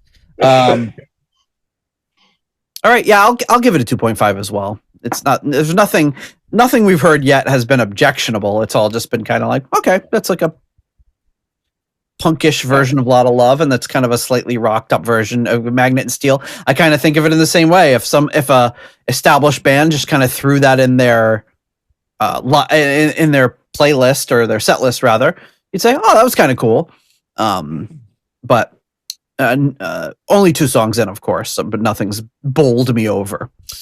This is going to be a 4-hour episode unless it's 2 parts. It's gonna be 2 parts. I knew there was no way we could fit this into one episode. Well, when you have a visit from Alice Cooper, geez. Yeah. Well, right. I mean, that kind of that's not every episode that we get something of that caliber. All right. So the next song up is a song we all know, and that's "Escape," the Pina Colada song. This is, of course, a song by Rupert Holmes. Pete, what do you get for Yacht or Yacht? With this one, okay, you gave it to me in a different order. Blah blah blah. Oh, this is a 35.25. Okay, even lower. So, and I called this mid. Yeah. I can see where they're going. I mean, mostly because you're just using the term Pina Colada, I think. Or as we talked about in your maybe sometime in the last episode, I don't know if we were recording. The best thing is when Homer Simpson was going through his mail and he got a free colonic. Yeah. And he went around and what did he sing, John? He goes, if you like pina colonics. I don't know if he said it. He says, I'm just going to use this coupon to get a nice, refreshing pina colonic. And Lisa's like, Dad. Is that the same episode where... Is this the same episode where Lisa performs this song, or is that a different episode? I don't think she performs this. There's an episode where she plays it on guitar and performs it at school or something. Oh. And it's actually... We'll see if it's better than the one that we have here. It's a pretty faithful version. Yeah. So yeah, you get that blue envelope in the mail, Mark, for direct mail, and all the your windows and your driveway ceiling and stuff like that. Oh yeah. All I can think of is Homer Simpson getting that on, because I always just put it in the recycle bin. I remember when I was more involved in politics, this guy says, "Oh, we put advertisements in the blue envelope," and I said, "No one opens that." So oh, go ahead. No, go ahead. I just was gonna some stuff about the song or Rupert Holmes. His real name is David Goldstein, which kind of cracks me up. Pete, you'll recognize this name because I always used to joke with Gail about this, when you'd see some actress and she had a name I don't know, like Audrey Fleming or something that sounds like a made up name, and it'd always be, her real name is Judy Schwartz. Yep.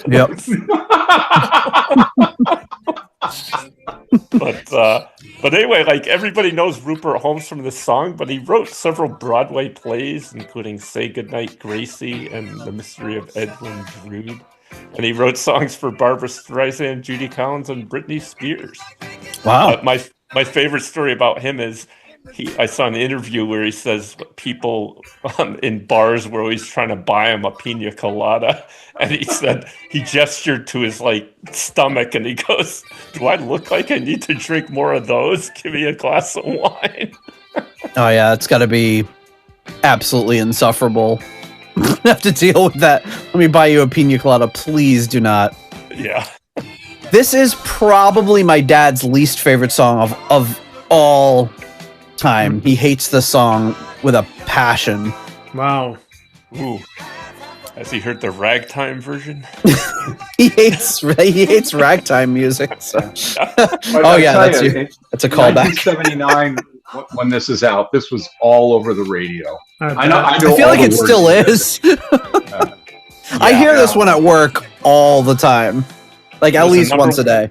Number one song in 1979. Yeah. And but Pete and I both went good. Probably at the time, after hearing it so much, I would not have. But it's a well written song. It's a story song. Mm-hmm. I'm sure we've picked this one as a story song of the week. With a twist ending, of course. Oh yeah, Henry ending there. The best thing about it is there, he puts an advertisement in the personal ads. Yes. And we've talked about the old Advocate where Mark and I live, and all that stuff is, and they had all the gross things like E-I-E-I-O looking for a pig. P-U-M-L-X-I-I. Yeah. All kinds of weird fetish stuff. Like, it's just like, yeah. Reminds me of that episode of The Golden Girls where Dorothy asks Rose to put her in the want ads that they can hire her for $8 an hour, like as a whatever. But she says, but Rose puts it, says willing to do anything for $8 an hour, and then and gives their address, and all these creeps start showing up. And one of them is like, she said, "Oh, I didn't think you'd come here. I thought I would go to your place." He goes, "Yeah, that's how it's gonna work in the future." It's like, and he says, "So like my camcorder's in the shop or something like that." All these creeps show up. No, there was one part in that where he's just like, "Are you Dorothy? Here's my $8." And he's, "No, this is Dorothy." And he goes, "I'll give you $7." He starts, and she goes, and then he goes, "How would you like me to smack you all over this room?" And she goes, "Ooh, here's the other $1." Get out of here! And she kicks him out of the house. Oh my goodness! Oh, that was good. So this is done by Ronnie Romero of who was in Rainbow in the reformed Rainbow and about 10 years ago now, and Britt Lightning, who is the current lead guitarist for Vixen. Yeah, I know Vixen. I don't know if I think she's more recent. Like she wouldn't have been in any of the Hit Parade or Vixen pinups that we had as kids. I don't remember any Britt Lightning. Yeah, is her real name Judy Schwartz? Yeah, probably. Let's see. No, Brittany Denaro, so not too bad. Okay. Britt Lightning. Hey. She's a paisan. Yeah. Hey. All right. Britt Lightning, get over here. So let's see how Britt and Ronnie Romero handle the Pina Colada song. Whoa, it's like drop. Is that like drop C tuning? That's really. Oh, nice. Wow.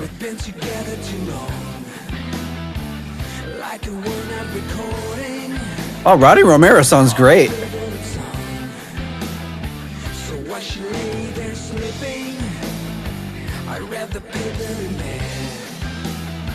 Oh, this is one of the better ones, I think. Yeah.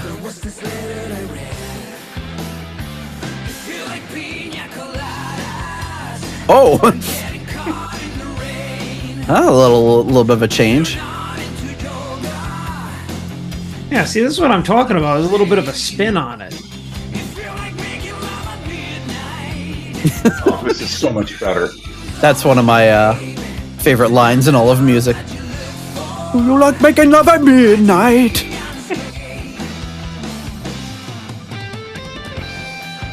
Oh, Britt Lightning bringing in the lead.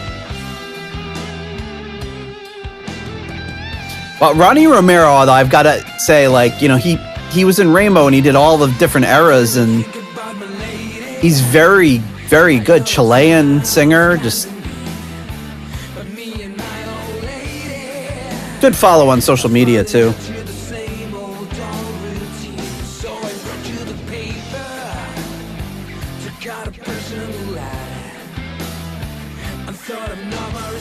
This this is a much better cover. Yeah. This is yes. If I was to, when Peter Frampton did Signed, Sealed, Delivered, okay, from Stevie Wonder song, he made it his own. Okay, more than this, but in the same. You gotta make it your own without ruining it. Yeah. And it's a delicate balance to how do you put in enough familiar elements of the song, such as this guitar harmony right here, to invoke the original, but do something different enough that there's a point of listening to it, not just listening to the original. That would have been a good time for him to throw all his silverware out. Whatever you guys call it when Richie does something. Goes to his drawer, it's completely empty. Richie!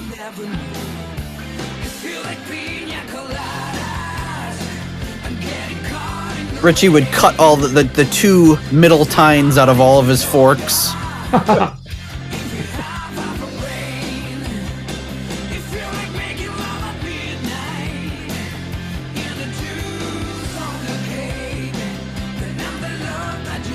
I would have to say that the drums are much more forward on this than they are on the original. And that's one thing about this, it doesn't really, when it's like two people like this, so for example, it says, Ronnie Romero vocals, recorded at Vita de V Studio in Bucharest. It says the sound engineer, it says Ronnie uses Electronics mics and Brit Lightning on guitar. Nothing about the drummer or the bass player. Like, who are these people? I don't know if they just had like a house. That's good. That's good. What you call it right there with the fingers. Soloing? Yeah. Well, it sounded like she was tapping. I'm not sure. Oh, maybe.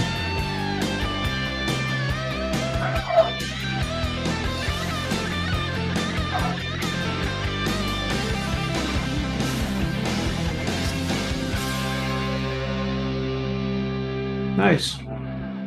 And it looks like if you weren't a name, you weren't necessarily mentioned in the never shared the window there. You weren't necessarily mentioned in the liner notes here. So yeah, this album was recorded like all over the world. Okay. The Pina Colada song, Escape. I bet almost no one knows the song as Escape. But we did the Yacht or Yacht rankings. All right. Who wants to go first? I'll give it a 4. All right. And this, this is, we're 3 songs into this opus, and this is the best thing so far. And maybe I'll regret it, but compared to the other 2, this is really, really good. No regrets. Mark, what do you give this one? I'll go 3.5. Definitely the best we've heard. I agree. As I was talking about, they did something different with it, right? But what was kind of cool too is like you talked about, like close enough to the original. I mean, obviously the lyrics, but that guitar melody, which is great in the original song, they took it and just kind of, a little more bendy guitar, and then that tempo change with the choruses is that set it apart. And when I first heard that first chorus, I was like, okay, yeah, this is pretty cool. So 3.5. All right, John. I'll go. I can find my. There we go. Yeah, I'll go 3.5 as well. I think it's definitely the most exceptional so far. I like I can't say more than the way you put it is that it's familiar. They do it a lot like the original, but they change it just enough for you to want to hear this version, which if you think about the song before this one, didn't seem like they really changed anything. So you're like, why bother listening to it? So this one had enough cool stuff in it where you're just like, okay, like this is pretty awesome. So, and I mean, you know, the song is pretty tired too. You know, I mean, everybody's heard the Pina Colada song like 1,000 times. So hearing it like this, I was kind of like, oh, I don't mind hearing it because it was, you know, made it fresh. Yeah, that's true. I don't know if I've ever heard a cover of the song. I think everyone just heard the original, and it's like, yeah, it's actually very refreshing to hear it in a different light. Yeah. Maybe I'll send this link to my dad, see if he likes it. He probably won't. I'll give this one a 4 as well. I really enjoyed it way more than I thought. I thought the guitar playing was great. Ronnie's vocals were really good. I'm always impressed by, I mean, he sings in a different language and like slightest hint of an accent, but you can hear it when he talks, but when he sings, it's just like, wow, he was actually really capturing for me anyway, the feel of the original vocals on that. And you know, that's not the style he's known for by any means. So yeah, very impressed with his performance most of all, I would say. Okay, so that takes us to Ride, Captain Ride. So another one that I'm pretty sure everyone's kind of familiar with. I guess to get it out of the way, Pete, do you want to reveal the shocking news? This is way out of the calendar. All right, this is 1970 by Blues Image, and the Yacht guys give it a 15.5. Ooh, and I wrote in my, well, it's just way out of range of the calendar. I couldn't find yacht rock, in my opinion. No, N-O. I couldn't find it, so I wrote down it was not ranked. So maybe I just missed it. Did you spell captain wrong? No, I actually looked. What kind of yacht captain are you? Oh, I see. Ride, Captain Ride. Okay. Yeah. I'm a bad yacht captain. And is that why they, you know, considered it yacht rock here, just because of the captain? Maybe. Probably. Yeah. And nobody like knows. A record executive that doesn't really quite get it. Yeah. But I think they'll play this on the XM channel, and it's like, come on, guys. Dig deeper. Yeah.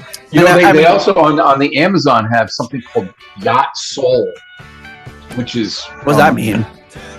It's you know, done by you know, black guys, you know, R&B, you know, yeah, people like George Benson, or you know, so it's more you know, that genre of music. And it fits, you know, it works out well. But yeah, if the Amazon, I think, has Yacht Soul, or is it XM? One of the two, whatever. But this is out of the range in the timescape. Yeah. So this one, it got to number 4 in 1970. I ranked it good, Pete. For some reason, I didn't have one of your rankings. We only had this song once, I believe. Well, it's probably before I started ranking it with you. Yeah. But this was written by Blues Image lead singer Mike Pinera and his keyboard player Skip Conti. And nobody really knows what this song is about. A lot of people think it's about Francis Drake's West Coast of America trip, and he did sail once with 73 sailors, but Mike Pinera's wife said, no, there's 73 keys on a keyboard or something, and that's what he came up with. But, 88. Yeah. This was the only hit for Blues Image, and it came on their second album, and they dissolved soon after, with Pinera joining Iron Butterfly and Skip Conti going to Three Dog Night. Oh boy. Does that make Blues Image a pre-super band? Yeah, I don't know. Super group? I mean, I I'd probably give this one a good. It's like one of those ones that I probably never really need to ever hear again. But it's a good tune. Yeah. What do you think, John? What would you give this on the 70s weekly countdown scale? I give it like a good. I don't know if I would say it's. I mean, I agree with what Pete was saying. I don't feel like it fits with what we heard so far in terms of like the yacht rock vibe. It sounds like just a early 70s kind of like, you know, rock song, you know, like something you hear on the Wonder Years or something, you know. It doesn't. I don't know. You know what I mean? It doesn't. I never saw the Wonder Years. No. No, big surprise. But it has that late 60s, early 70s kind of like rock vibe to it, but it doesn't give me you know what I mean? I agree. Like I can feel it doesn't fit with the first few songs already. So I don't know why it's here.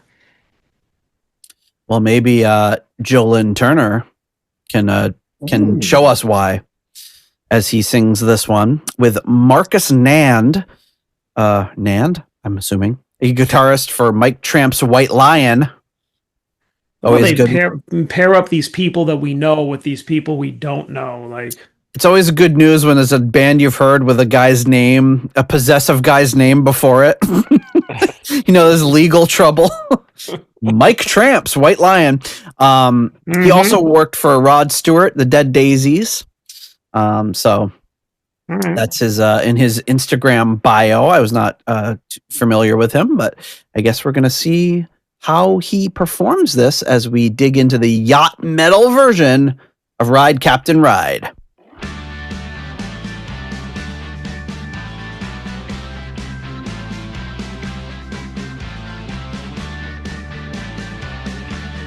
JLT had a wig on when he did this? I don't know. Listen carefully.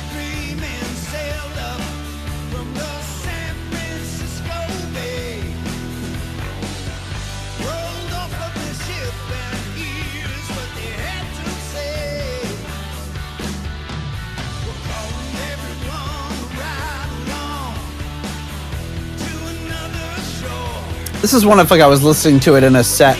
I don't know if I'd recognize it yet. Yeah, JLT sounds a little gravelly. Yeah.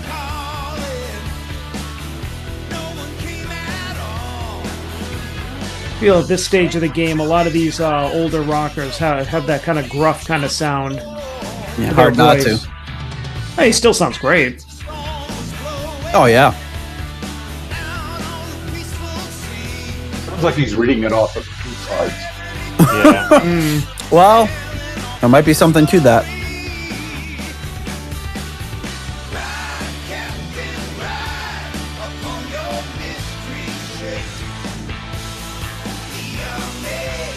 I hear the bass, Nate. Yep.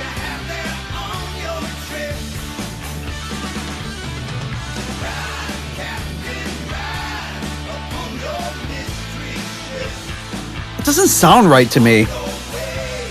No, I agree. There's something off about it. It sounds very loose. It's like, ride on your mystery ship. Like it's not like the right notes.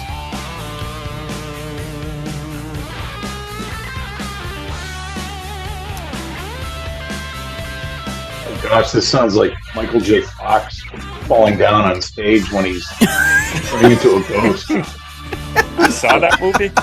I did see that movie. Whoa.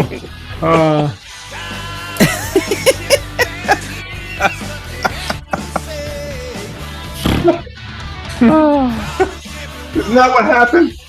It is. It's exactly what happened. That's why it's when you make a movie reference that specific and accurate, it just throws us all off. Yeah.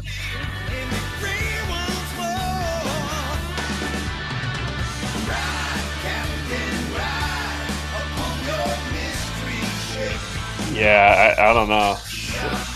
Sounds kind of phoned in by Jolyn Turner here.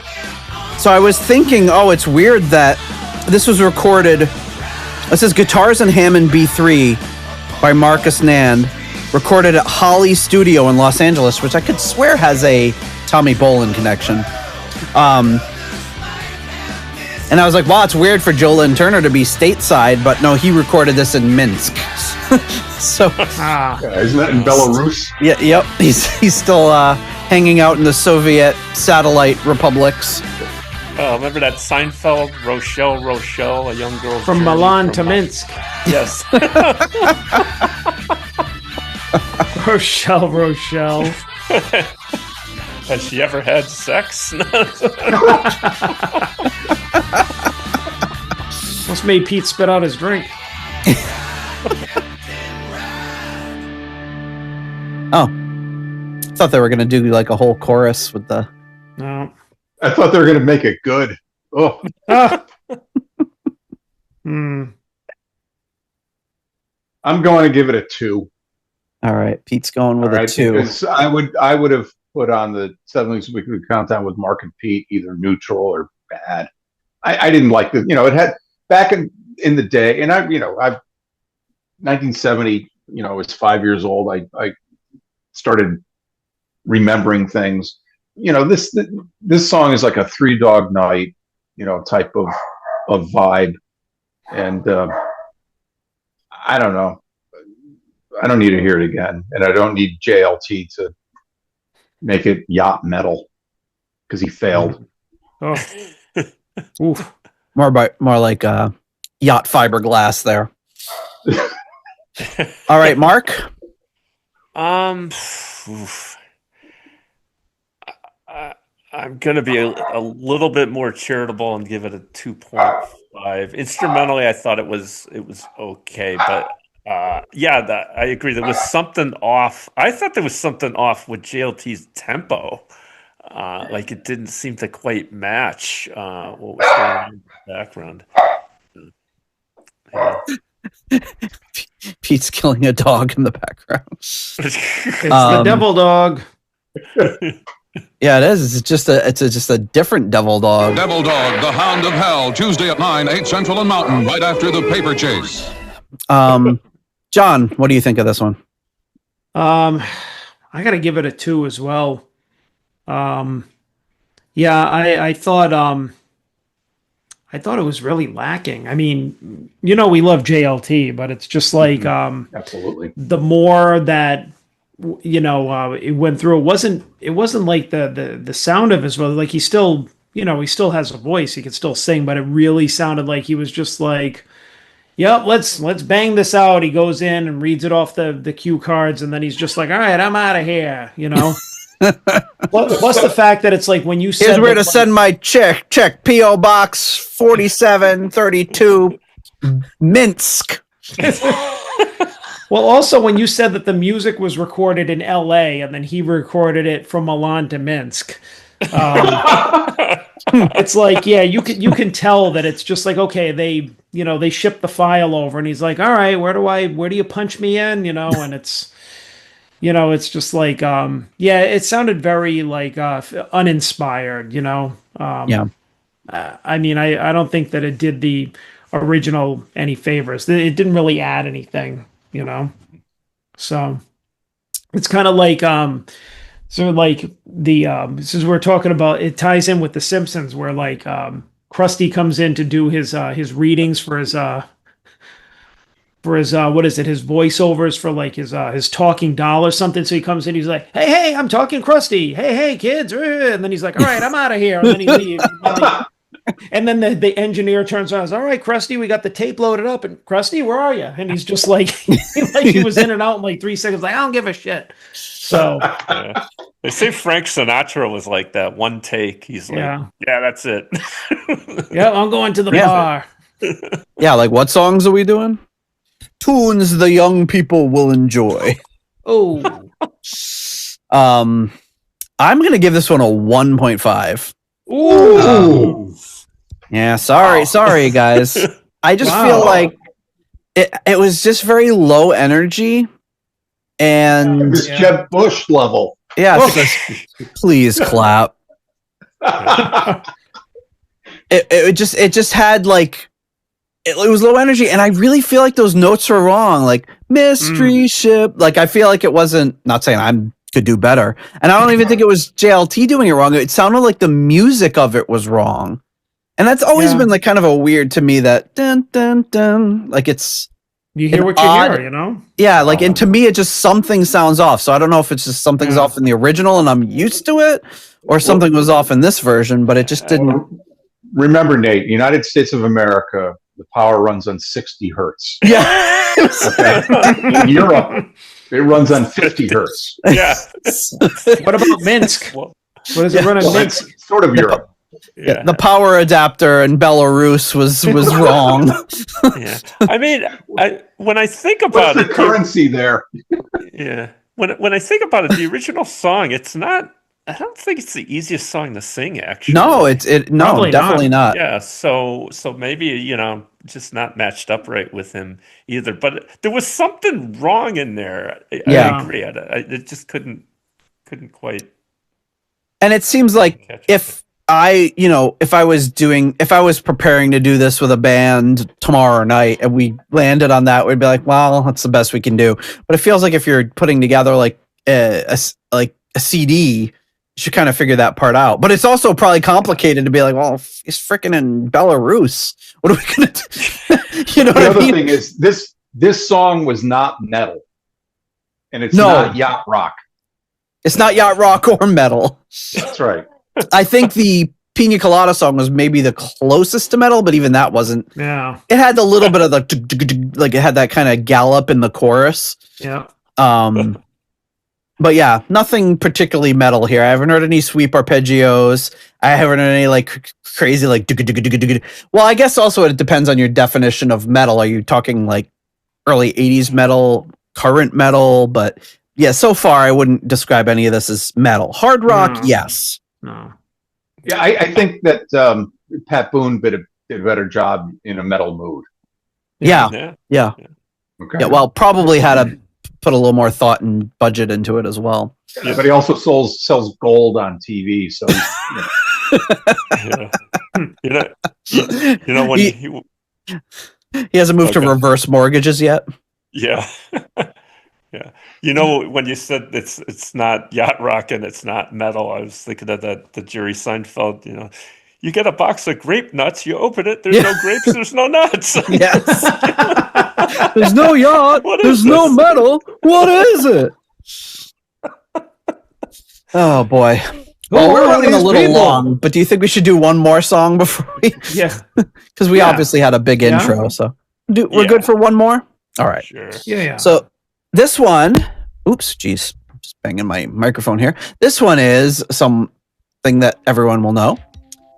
Just the Two of Us. So we've got the original here we're listening to right now. This is, of course, the one and only Bill Withers and Grover Washington Jr. Withers. So Yacht or Yacht, what do you have to say about that one, Pete? Well, I said that this was mid, and the Yachtski guys said 71.75. Ooh, really? So this one is the second highest rated on the Yachtski scale, and I love this song. And of course, this came out in 1981, so we have not reviewed it, but love Bill Withers. Grover Washington Jr. is fantastic. This is what you'll find on Yacht Soul. Okay. Yeah. And great artists, fantastic catalogs. And if we were to do the 80s weekly countdown with Mark and Pete, I would give us a good. Yeah, I would as well. I mean, this is a great track. And it's something just everybody knows. It's been redone. Didn't like Will Smith do this? And then didn't Dr. Evil do it in Austin Powers? Oh yeah. Oh yeah. Well, all the big artists, Mr. Will Smith, Dr. Evil. I'm sure there's been even more that have done it. But yeah, this is just a classic song that everybody knows it. And again, talking as an American, you could like some of our UK listeners might be like, I don't know that one, because it's weird that way. I should bring this up to Jen. I'm sure. Well, I know she knows this one. So yeah, the Yacht metal version is Graham Bonnet on vocals. Produced by Conrado Pesinato, recorded at Boudoir Studios in Los Angeles.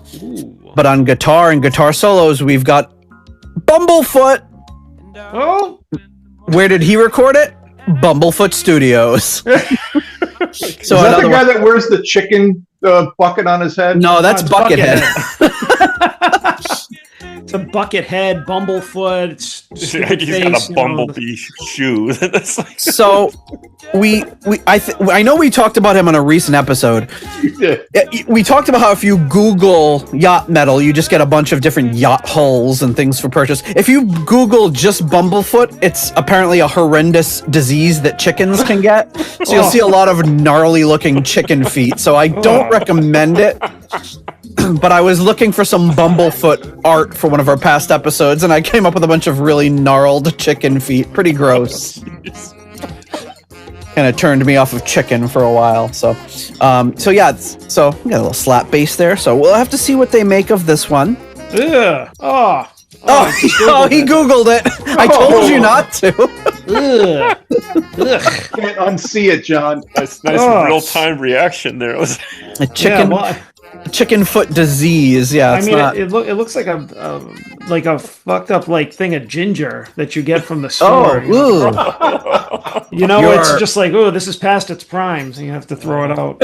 Okay, now you're gonna make me not want to use ginger anymore. Yeah, he's off of ginger. His dinner tomorrow night of gingered chicken feet is off the menu. Yeah, because all that fresh ginger I'm always picking up. I buy a good amount of ginger. All right. Of course you do. I made ginger tea this morning, actually. Yeah. I use it when I make beef jerky. Oh, you make your own beef jerky? Oh, yeah. Oh, very nice. Look at that. How resourceful. All right. Here we go. Just the two of us, yacht metal version. I make it out of gnarly chicken.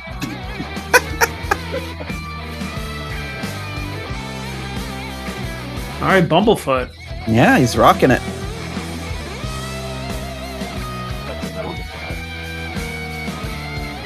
So the original got to number 2.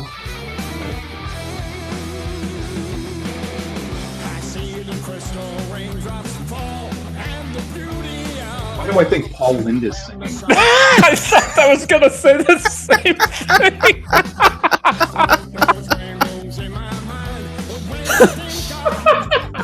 You can picture him in the middle square on Hollywood Square, adulting himself.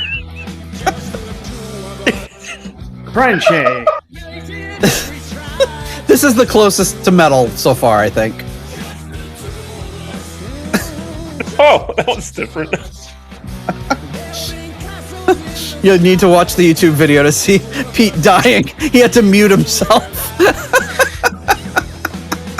Pete looks like he's ready to keel over.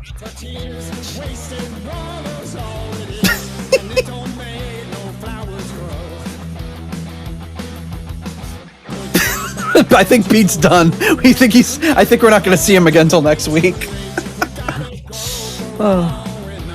Just the two of us.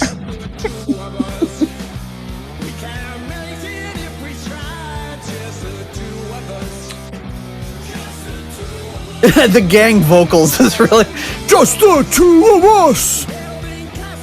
Oh, I don't know.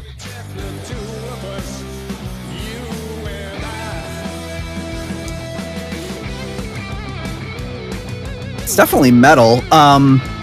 Yeah, the music definitely is there. And it says here, Ron Bumblefoot Thal guitar solos, so he's just doing the solos. Oh. And he's got that crazy guitar with like the fretless one and the regular one. And so what, he was too good to do the rhythm? Yeah, he's like, I'm Bumblefoot. I don't do rhythms, okay? There's a lot of... on this again. It's not Paul Lynde. Who is it? Graham Bonnet. Gonna throw an Uncle John in here someplace. Uncle John on bass. Yeah. Just the two of us, me and Uncle John. Yeah. Compare Graham Bonnet with Paul Lynn. Oh my gosh.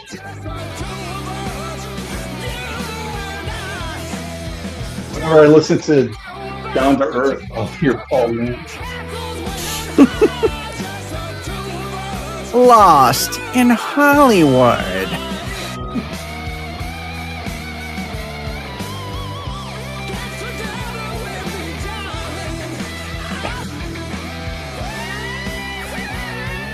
Whoa.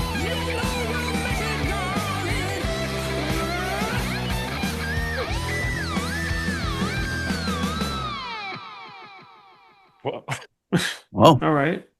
Interesting.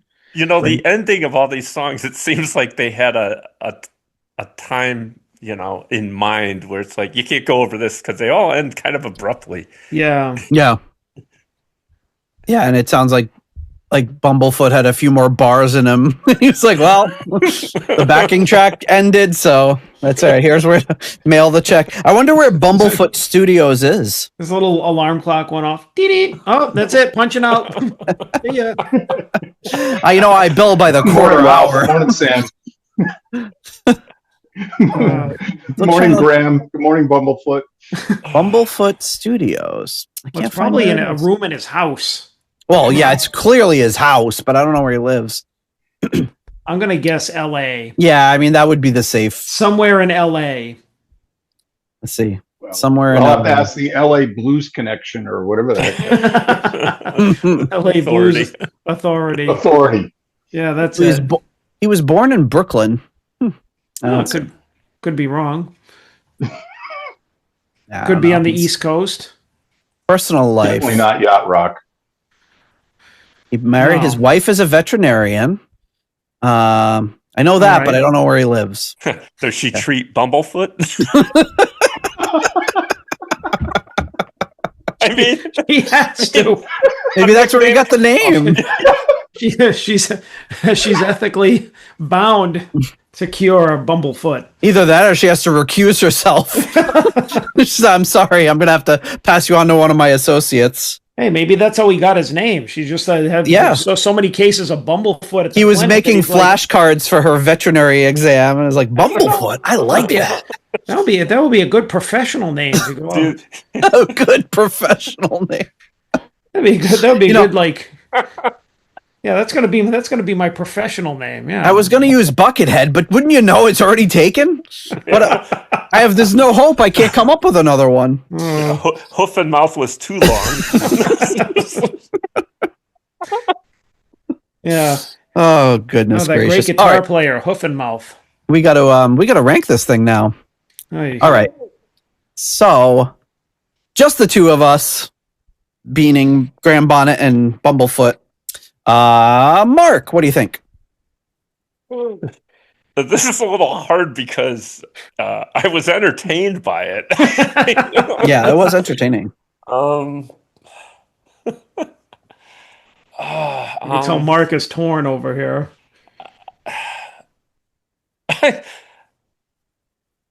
I'm gonna give it a 3, and I'll tell you why. Okay. Sorry to Graham, but I think as an instrumental, it would have been really cool. I think that the vocals just threw me off, you know. Mm-hmm. Yeah, but otherwise, you know, the guitar and stuff, yeah, it was kind of cool. And as the most metal I think we've had so far, so yeah, 100%. From that standpoint, yeah. All right, Pete. All right, as we, you know, this is all being rated on a scale of yacht metal, of course. Yeah. And I'm sorry I brought up Paul Lynn with Graham Bonnet, you know, if he listens to this dopey podcast, but I'm going 4.5. This was awesome. Okay. Wow, I was not expecting that. All right. I was thinking about it as we're going, and the you know, the bumblehead or the Bucketfoot and Bumblehead. Bumble Dunderhead. I mean, it was fantastic. All right. And I really, really like the original. and I think they made it its own. Okay, as we go forward with our the way we're ranking these things and what it is, and they made it their own, and on that scale, that's why I'm going there. Okay. All right, John. I'm despite all that, I'm gonna have to give it a 2.5. All right. I mean, it's I could see the different points, right? Like I agree with Mark. I was entertained by it, and I I can see Pete's point of view too. I thought the music was good, but man, Graham Bonnet did not. He wasn't good in this song. Like you know what I mean? It's just like he's got a very distinct voice, and it could work for a lot of things. It's kind of like Glenn Hughes, he could be very diverse, very unique type of voice, but it's just like some things some genres or some songs you just shouldn't sing. It doesn't sound right. And this just didn't. It sounded really throaty, and like, I don't know. It's not what I wanted to hear from Graham Bonnet. I think they should have had a different vocalist. And like it, All right. and then it was like, I mean, if we're rating on it being funny, 4.5, but I mean, we're not. So, and I mean, it shouldn't be fun. It shouldn't be funny. It's like Probably not what they're going for. Yeah, exactly. The guy was not trying to make laugh, but I mean, when I heard him, he's like, it's just like not great. It's so funny that Pete and I simultaneously thought Paul Lynde without any prompting from one another. It was like, exactly. And once you said it, I could hear it. I'm giving it a 2. We're on opposite ends of the spectrum here. With you this is quite a range, but yeah, the gang vocals didn't really do much for me. And I have never really heard anything by Graham Bonnet where I haven't been like, this guy's amazing. I mean, he's still amazing, but there's something about it didn't work. And I think a big part of it is that this was pieced together, recorded all over the world, with people not necessarily working together. So that's probably got something to do with it. But like was said by Pete, I love Graham. I love you. This was not my favorite thing I've ever heard Graham do, and I don't think he would probably disagree. But yeah, it was just. You're right. They did kind of make it their own. It's probably the most metal thing we've heard. Bumblefoot, I'm sure, did one take solos, and he's on that level where this probably took up 40 minutes of his time setting up his guitar and flipping a few switches and doing it, because he's just an unbelievable player. Then he went home to Bumblefoot Mansion, and he's sitting up on his throne, and he went to Bumblefoot Studios. He's Bumblefoot Veterinarian Hospital.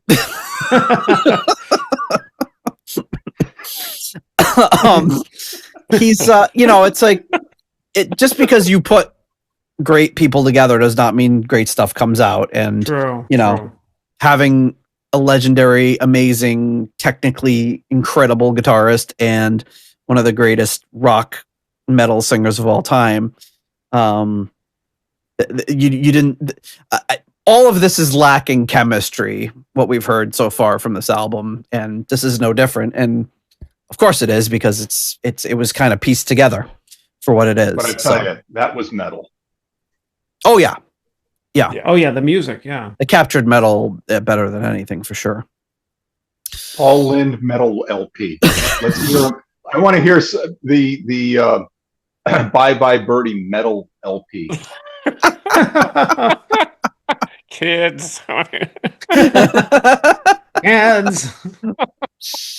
Oh my goodness. But all right, we're going to thank some patrons before we wrap it up for this evening, on what is a long part 1 of this one. So coming in at our final patron call out level, our foundation level, at the £3.50 Deep Purple New York tier, we have Long Lord Longford. I said Long Lordford. At the £3 aromatic feed tier, Simon Ford. At the being a pain in the ass tier, my dog. At the €3.50 tier, Weston Supermare Pilgrim. At the 293 pence tier, we have Blackmore tights. At the €2.50 Too Many Tears tier, we have Soldier of Fortune. Too many tears. At the $3.33 Halfway to Evil tier, we have Stephen Sharp.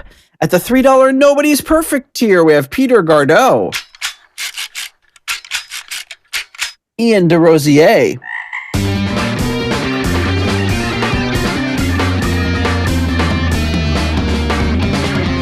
Mark Roback. Stuart McCord. Ivan Fjellbu.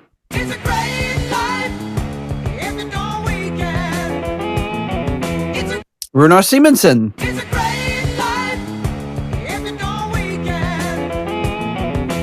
Ruinous Inadequacies, Corey Morissette. Then we have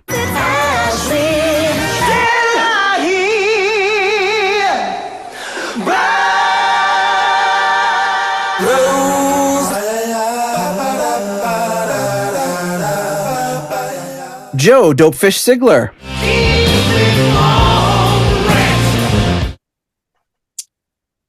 Where the hell am I?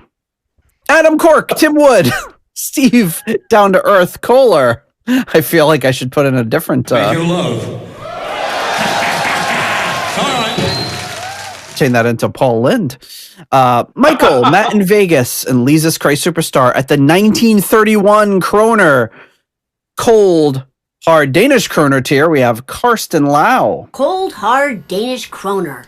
And at the $1 made up name tier, we have Just the Dead of Us, Leaky Mausoleum, Stephen Somerville, the Concerto 1999 Fanatic, Hank the Tank, Private Eyes, Ashen Lionels, Whopper the Electric Alchemist, Andres Engstrom, ICDC, Durple Purple, David Haddam, Graham Bonnet's Disco Pants and Haircuts. I said, Graham, our audience expects you to be a bit more dirty. Disco Pants and Haircuts, yeah. I'm just going to put my guitar across his head. And Sick Tone. Just about to close up the library. Thank you so much to all of you for your generous support of the Deep Purple podcast. Whew, it's hard enough doing those patrons, but it's even harder when I have to, in between everyone, pet my dog so she won't bark at me. All right. So there we are. We had a long ramp up to this episode, to the song portion. We'll cover the balance in our next episode, and we'll probably have fewer gifts and other things to exchange. Yeah. Before we start, but we're off to a start. I don't know. Was it so far what you were expecting? A little different? What do you guys think? I think that I've heard other, I have in my CD collection, people doing, taking reggae songs or making reggae songs out of polkas or Captain Beefheart, and making them into pop tunes and things like that. And this seems a little bit uninspired. And I get it, and it could have been a whole lot better, but there's 6 or 7 songs left. Maybe it will surprise us. And but for me, the Graham, I should say the Paul Lind Bumblefoot was the best so far. out of it all. And I like all these songs that we had, well, except for that sailing ship thing, which doesn't count. Ride Captain Ride. Yeah, ride Captain Ride. But no, the most important thing is getting all this music out to your listeners and getting them to listen to our podcast. That's right. Your podcast, which is the 70s Weekly Countdown with Mark and Pete, and you can find us on the Twitter and the Blue Sky at 70s Weekly, or the other way to spell it is at 70sweekly. Yes. All right. Well, it's kind of a marathon showing tonight. Looking forward to getting into the balance of the songs. Always fun to hear some of these musicians I know very well, some of them not at all, some of them in between. So always cool to kind of see a little compilation like this, and I'm sure for the record label to get some of their artists to perform with some of these other kind of more legendary people that they actually put on the cover here. It'll be interesting, but you'll be able to find in the show notes track listing, the AI art inspired by, I should put out a book, AI art inspired by the Yacht metal album cover. Yeah. John's, we'll have to see, speaking of AI, what John's nickname is next week. Ooh, what will it be? Who knows? I was actually surprised by how creative it was, given that it was AI. Yeah, me too. I thought it was going to be something stupid. John, the Big Bruiser, Matola. Bumblefoot. Yeah, I'll be amazing. Bumblefoot next week. John Bumblefoot. Say next week's, use the prompt, give me a nickname that's also a veterinary disease. Oh, that would be fun to... Maybe I should do that now. John Ringworm Matola. No, wait a minute. Come on. That sounds like fun. Hang on. So okay, don't tell us, though. Don't tell us until next week. We need a teaser in here. The